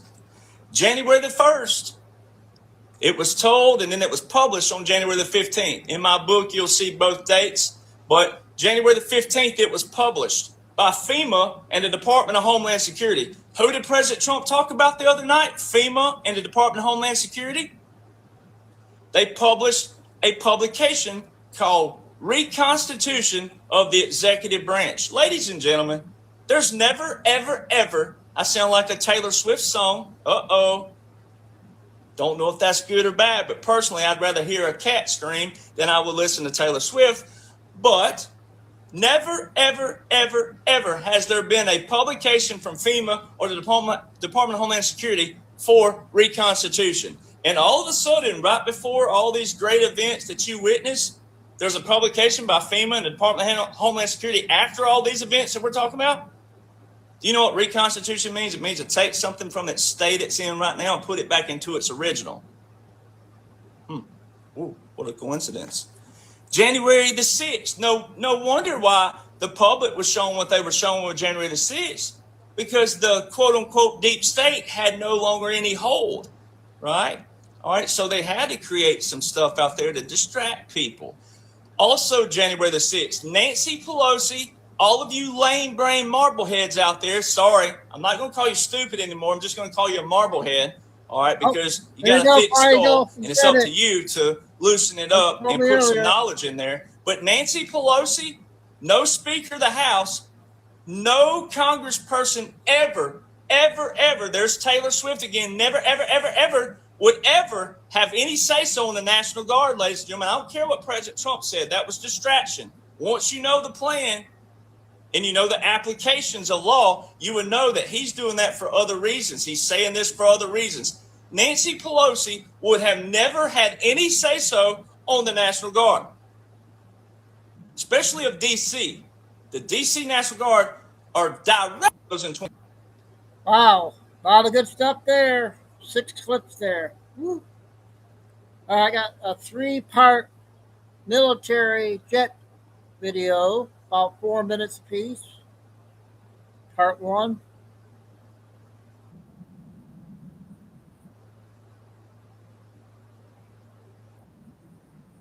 Massive upgrade. Not a small tweak, not a software patch, a full transformation. The F-22 Raptor, already the most feared air superiority fighter ever built, is becoming something entirely new. It can now fly 850 nautical miles further into enemy territory. It can detect stealth jets without turning on a single radar. And it can command drone wingmen while staying completely invisible. China spent years building a jet specifically designed to hunt down the F-22. And now, just as they thought they were catching up, the Raptor just leaped forward again. This is Raptor 2.0, and once you understand what this machine can do now, you will never look at air combat the same way again. But here is the part that most people are completely missing. This upgrade is not just about making a great jet a little better. It is about changing the entire strategy of how the U.S. Air Force plans to fight and win in the Pacific. We are talking about a shift so big, it affects how America projects power across the entire globe. And the engineers who built this thing, they solved a problem that has haunted the F-22 since the very day it rolled off the production line. Stay with us, because by the end of this video, you will understand exactly why Raptor 2.0 is one of the most important developments in American military aviation in the last 2 decades. Welcome to Jet Insight. The original F-22, a legend with one weakness. Let's start from the beginning. Because to understand how big this upgrade really is, you have to understand what the F-22 was built to do and where it fell short. The F-22 Raptor first flew in the late 1990s. It entered service in 2005. From day one, it was in a class of its own. No other fighter in the world could match it. It could fly faster than the speed of sound without using its afterburner, a capability called supercruise. It could outmaneuver every jet in the sky. Its radar cross-section was so small, it looked like a marble on enemy radar screens. Fighter pilots who have flown against it in training exercises have said the same thing over and over again. You never see it coming. By the time your radar picks it up, you are already dead. The U.S. Air Force called it the world's only true 5th-generation air superiority fighter.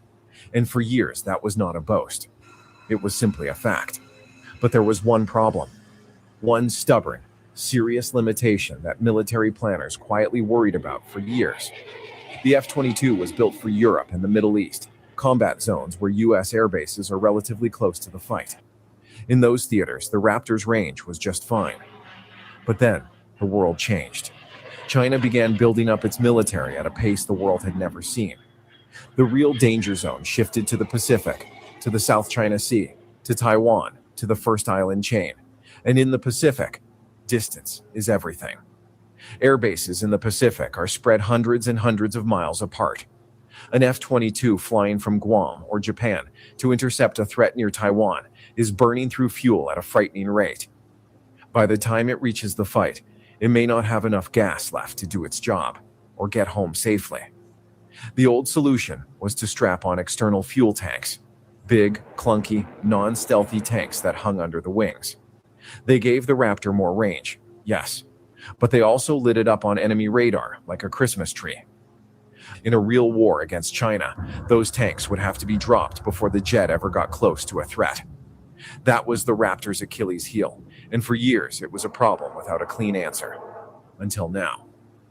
What is Raptor 2.0?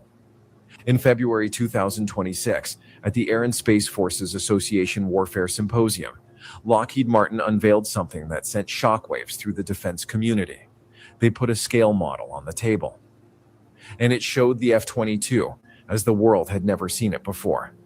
New stealthy fuel tanks, new sensor pods under the wings, and a suite of internal upgrades that completely modernized the jet from the inside out. This is what they are calling Raptor 2.0, and it is not just a catchy name. It is a legitimate reinvention of an already legendary aircraft. Let's break down exactly what has changed and why each piece matters. the new stealth fuel tanks. Okay, part 2.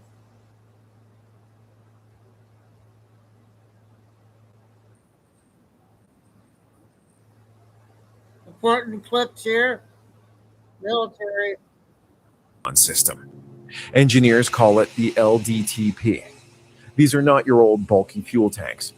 These are beautifully shaped, faceted tanks designed to match the F-22's own stealth geometry. They are aerodynamically smooth. They are radar friendly. And according to Lockheed Martin, they add an extra 850 nautical miles of range to the aircraft. Think about what that means. The F-22 can now fly deep into the Pacific, engage a threat, and return home, all while maintaining its stealth. No more choosing between range and survivability. And here is the detail that really stands out. Lockheed Martin's vice president of the F-22 program, Katie Siccarino, said something remarkable about these tanks. She said, and I am paraphrasing, "These tanks are built to stay on the jet through the entire mission. They can be dropped if needed. But the plan is for the pilot to fight with them on, complete the mission, and bring them home." That is a major departure from everything that came before. These tanks are not a compromise. They are a combat asset. If you are proud of what our Air Force is building to defend this country, type proud in the comments right now. The IRST sensor pods. The second major upgrade is the infrared search and track pods, the IRST system, mounted under the wings. This one is a game changer for a completely different reason. It is not about range. It is about how the F-22 detects threats. Traditional radar works by sending out a signal and listening for the echo. It is powerful, but it also announces your presence. Turn on your radar, and any enemy with the right equipment knows exactly where you are. The IRST system works differently. It detects heat. Every aircraft, even a stealth aircraft, produces heat from its engines, and heat cannot be hidden. The IRST pod picks up that heat signature, tracks it, and identifies it, all without ever emitting a single radar pulse. In other words, the F-22 can now see you without you ever knowing it is looking. Now, here is where things get really interesting. Because China's J-20 stealth fighter was specifically designed with the F-22 in mind. But the engineers behind Raptor 2.0 thought of that too. What they built next may be the smartest tactical decision in the entire program, outsmarting the J-20. China's Chengdu J-20 is a serious aircraft. Make no mistake about that. It is fast, it carries long-range missiles, and it was purpose-built to threaten the tankers and early warning aircraft that U.S. air power depends on. One of the J-20's biggest advantages has always been its reach. It can cover vast distances and put U.S. support aircraft at risk before American jets can intercept them. But Raptor 2.0 addresses this threat in a very clever way. First, the IRST pods allow the F-22 to detect the J-20 passively. No radar needed. The J-20 has worked hard to reduce its radar cross-section. But reducing heat signature? That is a much harder problem. The F-22 can now hunt stealth aircraft the way a predator hunts in the dark, by sensing what the enemy cannot hide. Second, the networked architecture built into Raptor 2.0 allows the IRST data to be shared across a formation. Here is how that works in practice. One F-22 carries the sensor pod and picks up the J-20's heat signature. It sends that targeting data to other F-20, solves that long-range problem. Okay, one more part. I'm going to finish the last video with Cash video, one of his. That's going to be 18 minutes.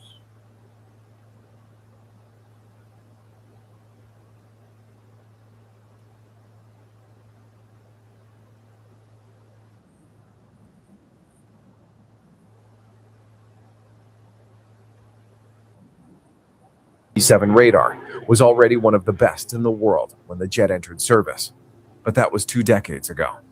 The upgraded version gets more processing power, better target discrimination, and improved performance in heavily contested electronic warfare environments. Exactly the kind of environments that China and Russia have been working to create. Then there is the electronic warfare suite. Modern battlefields are flooded with radar signals, jamming systems, and electronic attacks. The upgraded F-22 gets a hardened, improved defensive aid suite that makes it harder to track, harder to jam, and harder to kill. The communication system gets an upgrade too. Modern air combat is not about one jet fighting alone. It is about a network of aircraft, drones, satellites, and ground stations, all sharing information in real time. The improved communication suite allows the F-22 to plug into that network more effectively than ever before. And then there is the helmet-mounted display system. Pilots get new displays that reduce their workload and improve their situational awareness. In a high-speed, high-stakes engagement over the Pacific, every second of decision time matters. The new system gives pilots the information they need, right when they need it. Every one of these upgrades may seem technical and small on its own, but put them all together, and you have a jet that has been completely reinvented for the fights of tomorrow, not the fights of 20 years ago. And here is where the story takes one more turn that most people are not expecting. Because Raptor 2.0 is not just being upgraded to fight enemy jets. It is being set up to lead something that has never been done before in the history of air combat. Commanding drones. The U.S. Air Force is building a new generation of combat drones called Collaborative Combat Aircraft, or CCA. These are autonomous wingmen designed to fly alongside crewed fighters, carry weapons, absorb enemy fire, and multiply a formation's striking power. And the F-22 is being set up to lead them. The 2026 budget request includes specific modifications to give the Raptor CCA control capabilities. That means one pilot, one man or woman in that cockpit, could direct multiple drone wingmen through a full combat engagement while flying and fighting at the same time. This is not a concept on a whiteboard. The budget is real. The modifications are being planned right now. A jet that some in Washington were talking about retiring just a few years ago is now being positioned as the most advanced airborne combat controller in the world. That is a remarkable turnaround. A lot of good stuff here. If you are you part of our guys? community of military veterans On and our aviation enthusiasts, this Jet channel was Fair built for you. 2.0. Everything we cover exists because of your passion for American air power. The big picture. Let's zoom out, because the real story of Raptor 2.0 is not just about hardware. It is about strategy. China has spent trillions building what military planners call an anti-access, area denial network, A2AD. It is a wall of radars, missiles, and fighter jets designed to do one thing: make it too costly for America to show up in a crisis near Taiwan or the South China Sea. Raptor 2.0 is America's answer to that wall. The new tanks get the jet to the fight. The IRST pods find threats without revealing the F-22's position. The upgraded electronics help it survive in the most dangerous airspace on Earth, and the drone control capability multiplies its combat power once it arrives. One more thing worth noting. The F-47, Boeing's 6th generation fighter, is coming, but it will take years. In the meantime, the F-22 has to hold the line. Raptor 2.0 makes sure it can do exactly that. What this means for the future. We are at a genuine turning point in air combat history. The future belongs to connected, networked forces, crewed jets, autonomous drones, and satellites all working as one. The F-22, with its 2.0 upgrades, is right at the center of that future. The $11 billion investment in this program sends a clear message. America's commitment to air superiority does not waver. Not for China. Not for Russia. Not for anyone. Bye. Start with the radar. Okay. Man, that's a lot of, so much stuff to get out. The last video is going to be 18 minutes, you guys. 18 minutes. The cash video. Thanks, Angie. A lot of stuff out today.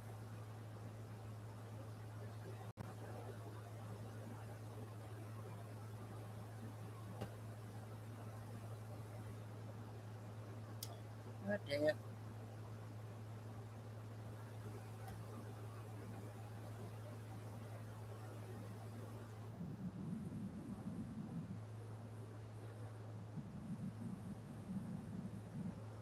Our expert new search tool. Governor Greg Abbott has ordered an investigation into a hospital near the Mexican border over concerns it was selling a path to American citizenship through childbirth packages. That's a bit strange, and it's operations like what you just saw that have people questioning America's future. Because with the Supreme Court legalizing the issue once and for all of birthright citizenship and saying it applies to folks here both illegally and temporarily, there are now industries and groups gearing up to take advantage of a new legal landscape, which critics say paves the way for America to change forever. So the billboard made it look almost as simple as booking a hotel room, come to South Texas, have your baby. Our team was able to pull screen grabs from the site. They show the nice hospital rooms offered to these women. And if you take a look at when it was filed, all of this legislation, all of this, everything having to do with birthright citizenship, it was at the end of the Civil War. The reason was it had to do with the babies of slaves and the protection of the babies of slaves. American citizenship is worth far more than $4,000. You have constitutional liberties, that you have legal and economic protection, social opportunities that nobody else in the world has, but it also means you can influence our system of government, our rule of law. They're selling the rights to them. People are making a big living, getting hundreds of thousands and even millions of dollars from bringing people in and saying, congratulations, your whole family is going to be a citizen of the United States of America. That's not what it was for.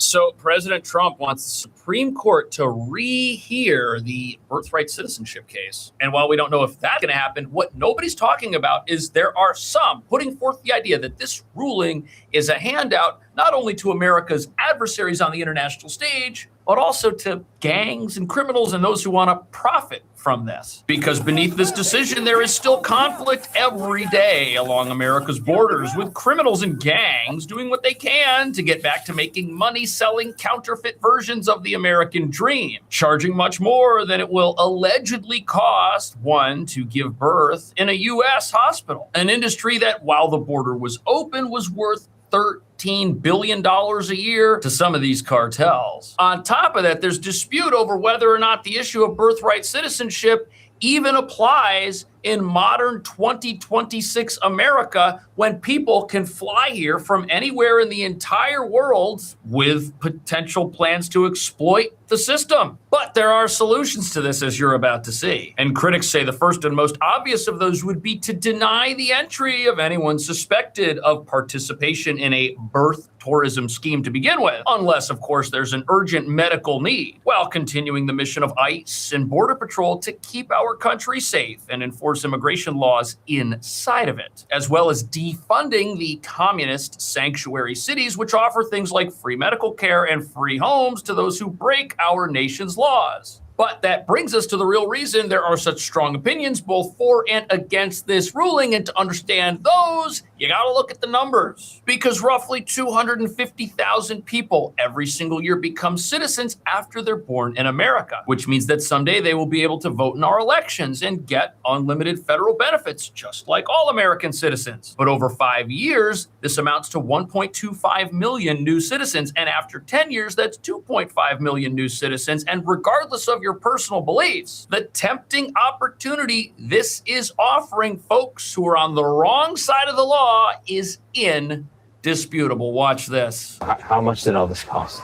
J'ai dépensé beaucoup d'argent. J'ai dépensé tout ce que j'avais.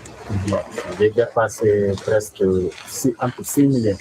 So back when passage to the United States through the southern border, which was illegal at the time, was uncontested by Border Patrol during the asylum crisis, people were paying five-figure sums to come into the country, which is more money than what it costs to access a modern U.S. hospital. Look at this. These massive billboards in Mexico basically promoting childbirth packages in Texas and trying to press the hospital for answers. Well, it has also caught the attention of President Trump. Take a look at these billboards here, entirely in Spanish, advertising birth packages in South Texas, delivery starting at $3,950 for natural birth and $5,525 for a C-section. You know what's weird about this? I'm an American, and I've got 3 kids. I've got a 4th kid on the way, and I've never had a hospital tell me that this was the price for us to give birth. So that's a very good rate. It's even cheaper than if you have insurance. And the only way this is possible is if this hospital's making lots of money. And these low prices are actually being subsidized by Americans and by Obamacare and by the federal government. Our whole country is paying for what you see here on these billboards, which, as you're about to see, is great news for people who might want to exploit what is,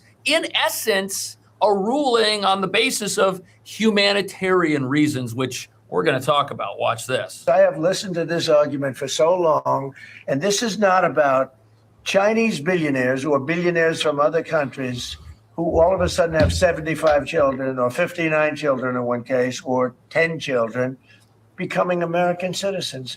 This was about slaves. And if you take a look, slaves, we're talking about slaves from the Civil War.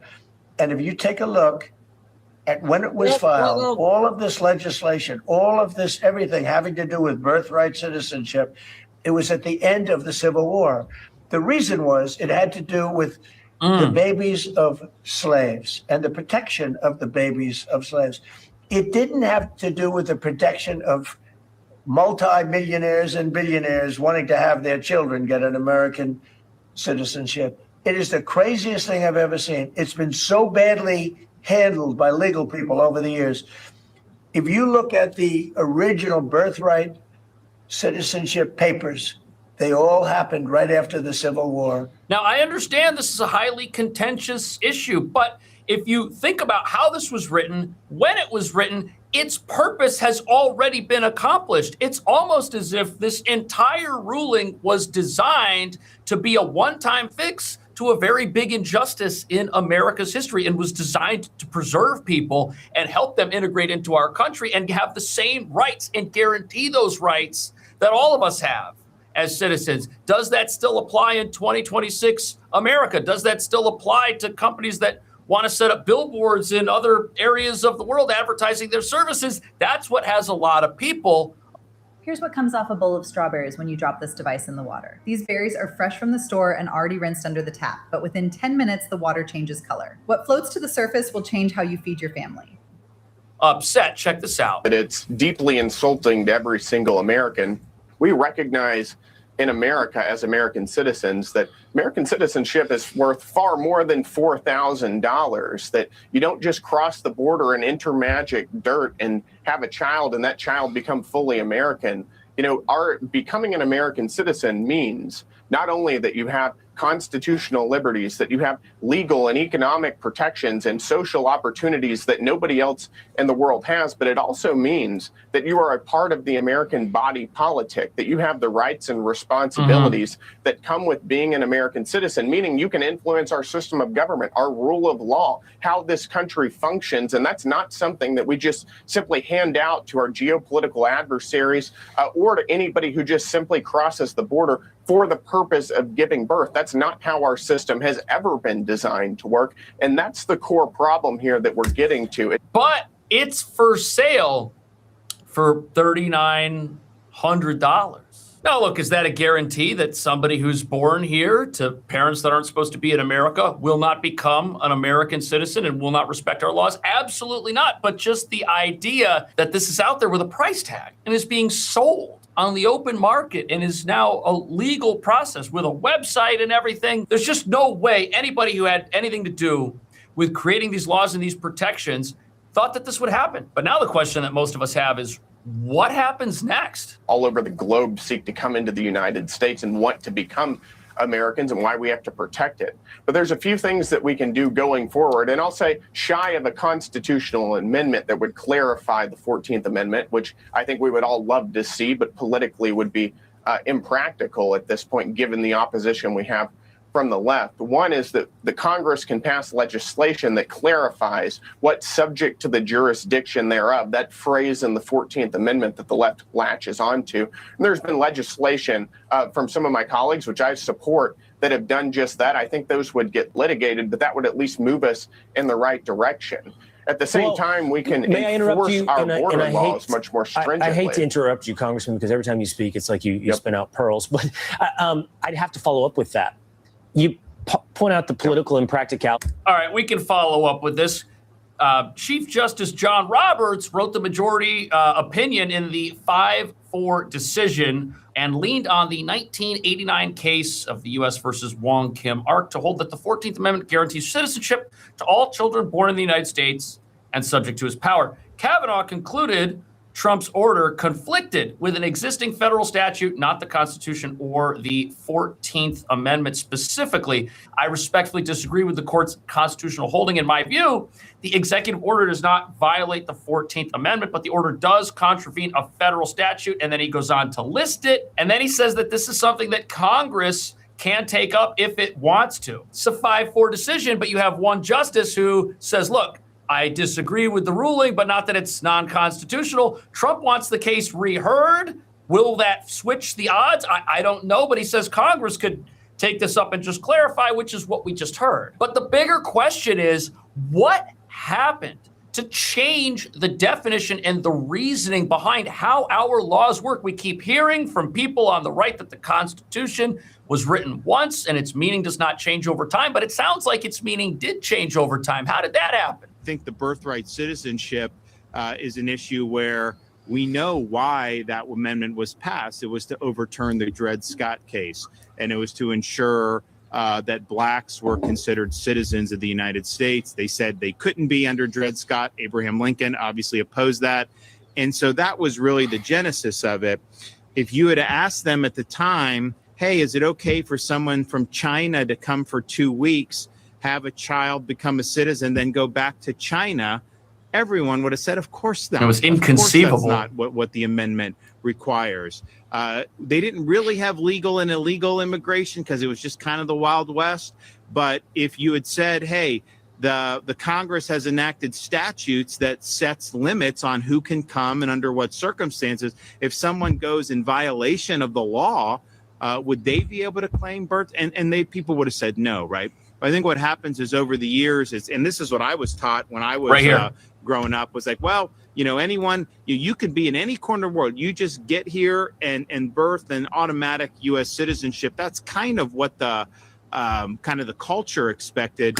And that's what's so interesting about this. So the Constitution says one thing, but the education in this country, that system teaches something totally differently, which is that the ideas of those who wrote laws to protect people actually wrote something that applies to everyone and can be reinterpreted in light of changing circumstances. But that sounds like it never should have happened. It sounds like the people who wrote this wouldn't have said that if an individual comes here and they're here for a couple of weeks, that this would also apply to them. But since it now does, the law of the land says that these hospitals that are advertising these practices, even though they said they have stopped doing it temporarily, this is still going to be a thing. And this is something that you better believe the criminals on the other side of the border are going to now start selling people. They are now going to be able to charge even more because of the guarantees that they can say our court system has given them for their illegal practices.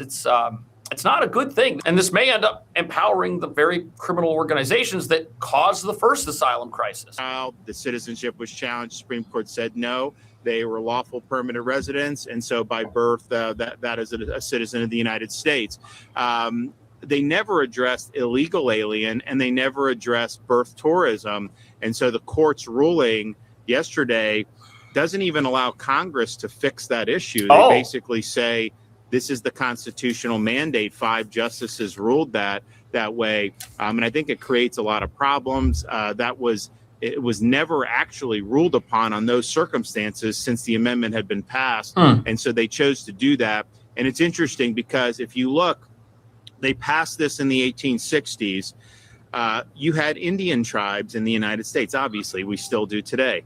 And in the 1920s, Congress passed a statute saying that Native Americans born in the United States were citizens of the United States. And the question is, well, why would they have done that if 14th Amendment was birthright citizenship for anyone who's here, regardless of the circumstances? And that happened just 100 years ago. So this reinterpretation of how America's supposed to operate happened over the last 100 years. And you know what's interesting about that? What else became a major factor in American politics over the last 100 years? The ideas that started about 100 years ago in Russia during the Bolshevik Revolution. That's right, communism became a major factor in worldwide politics over the last 100 years. And those ideas infested certain political parties in America and certain candidates and have only been growing ever since. And they have also infested our education system, obviously. That's why we're now teaching people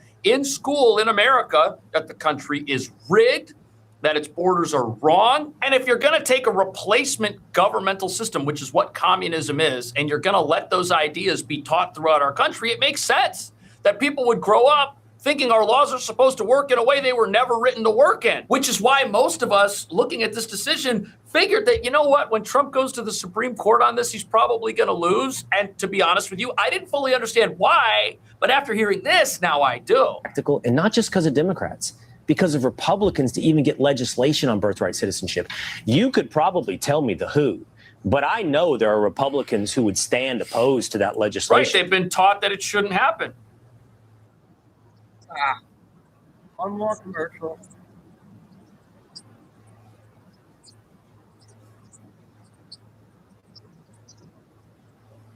Well, I would hope that at this point, every Republican would recognize the issue, the problem that we have right now, that after 4 years of open borders under Joe Biden, that you have millions of people who came into this country illegally and who are now anchored to the United States because they have had children here. And that is an abuse of our immigration system, and it's an abuse of every single American in this country. So I would hope that all Republicans, certainly Republicans, would recognize that. And I think we got to continue making the case so that they do. I think certainly on the House side of the aisle or in the House of Representatives, they do. Now, here's the thing that people opposed to this legislation and this ruling are saying. If you have something like guaranteed birthright citizenship, automatic citizenship, anybody born in America, doesn't matter if you came into the country illegally, well, now you have a reward structure in place for entering America illegally, just like what sanctuary cities offer. So you have a sanctuary city, it's going to offer free housing, it's going to offer free medical care, it's going to offer prepaid debit cards like New York City was doing for a while there. And then if you have a child when you're here, that person is an automatic citizen. Rewards for breaking the law encourage people to break the law. That doesn't mean that somebody who's born in the country under the circumstances we just discussed will not become someone who is unpatriotic. But it does create an incentive for criminals. It does create an incentive for the very elements that want to exploit our country and use our laws to benefit and enrich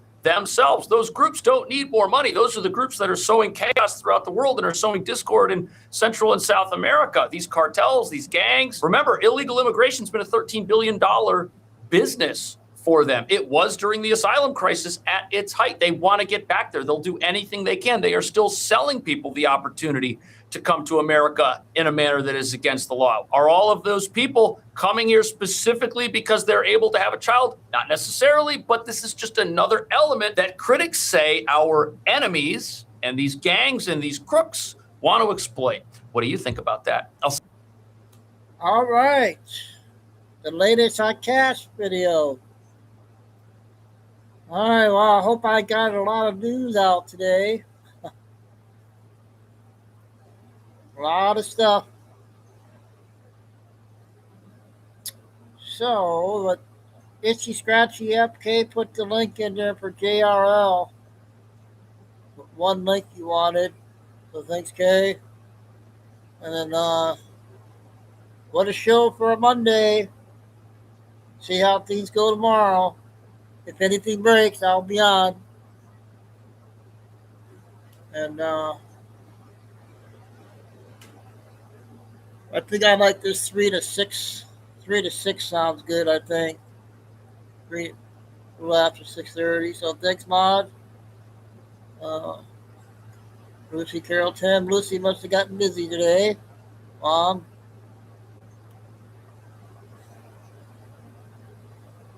Yep, so Moz, Kay, Lucy, Tim, Michael, Mary. There's Lose. Were you busy today? Mom wanted to watch everything. Yep, same here, right, JJ. Any kangaroos out yet? Oh, okay. So if anything breaks, I'll be on. We'll get any breaking news, like always. All I say every day if anything happens. That was something else. Did you hear what happened in New York, JJ?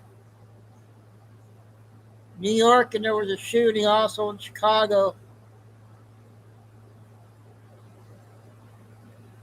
All right, everybody. God bless everybody. Love all. Remember, please hit like. Stay safe, stay strong, keep the faith. Never give up.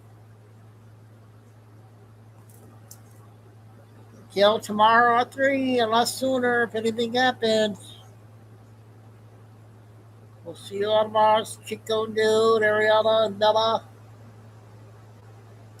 And Flying Eagle, didn't you forget to say something to Kay about her dentist appointment today?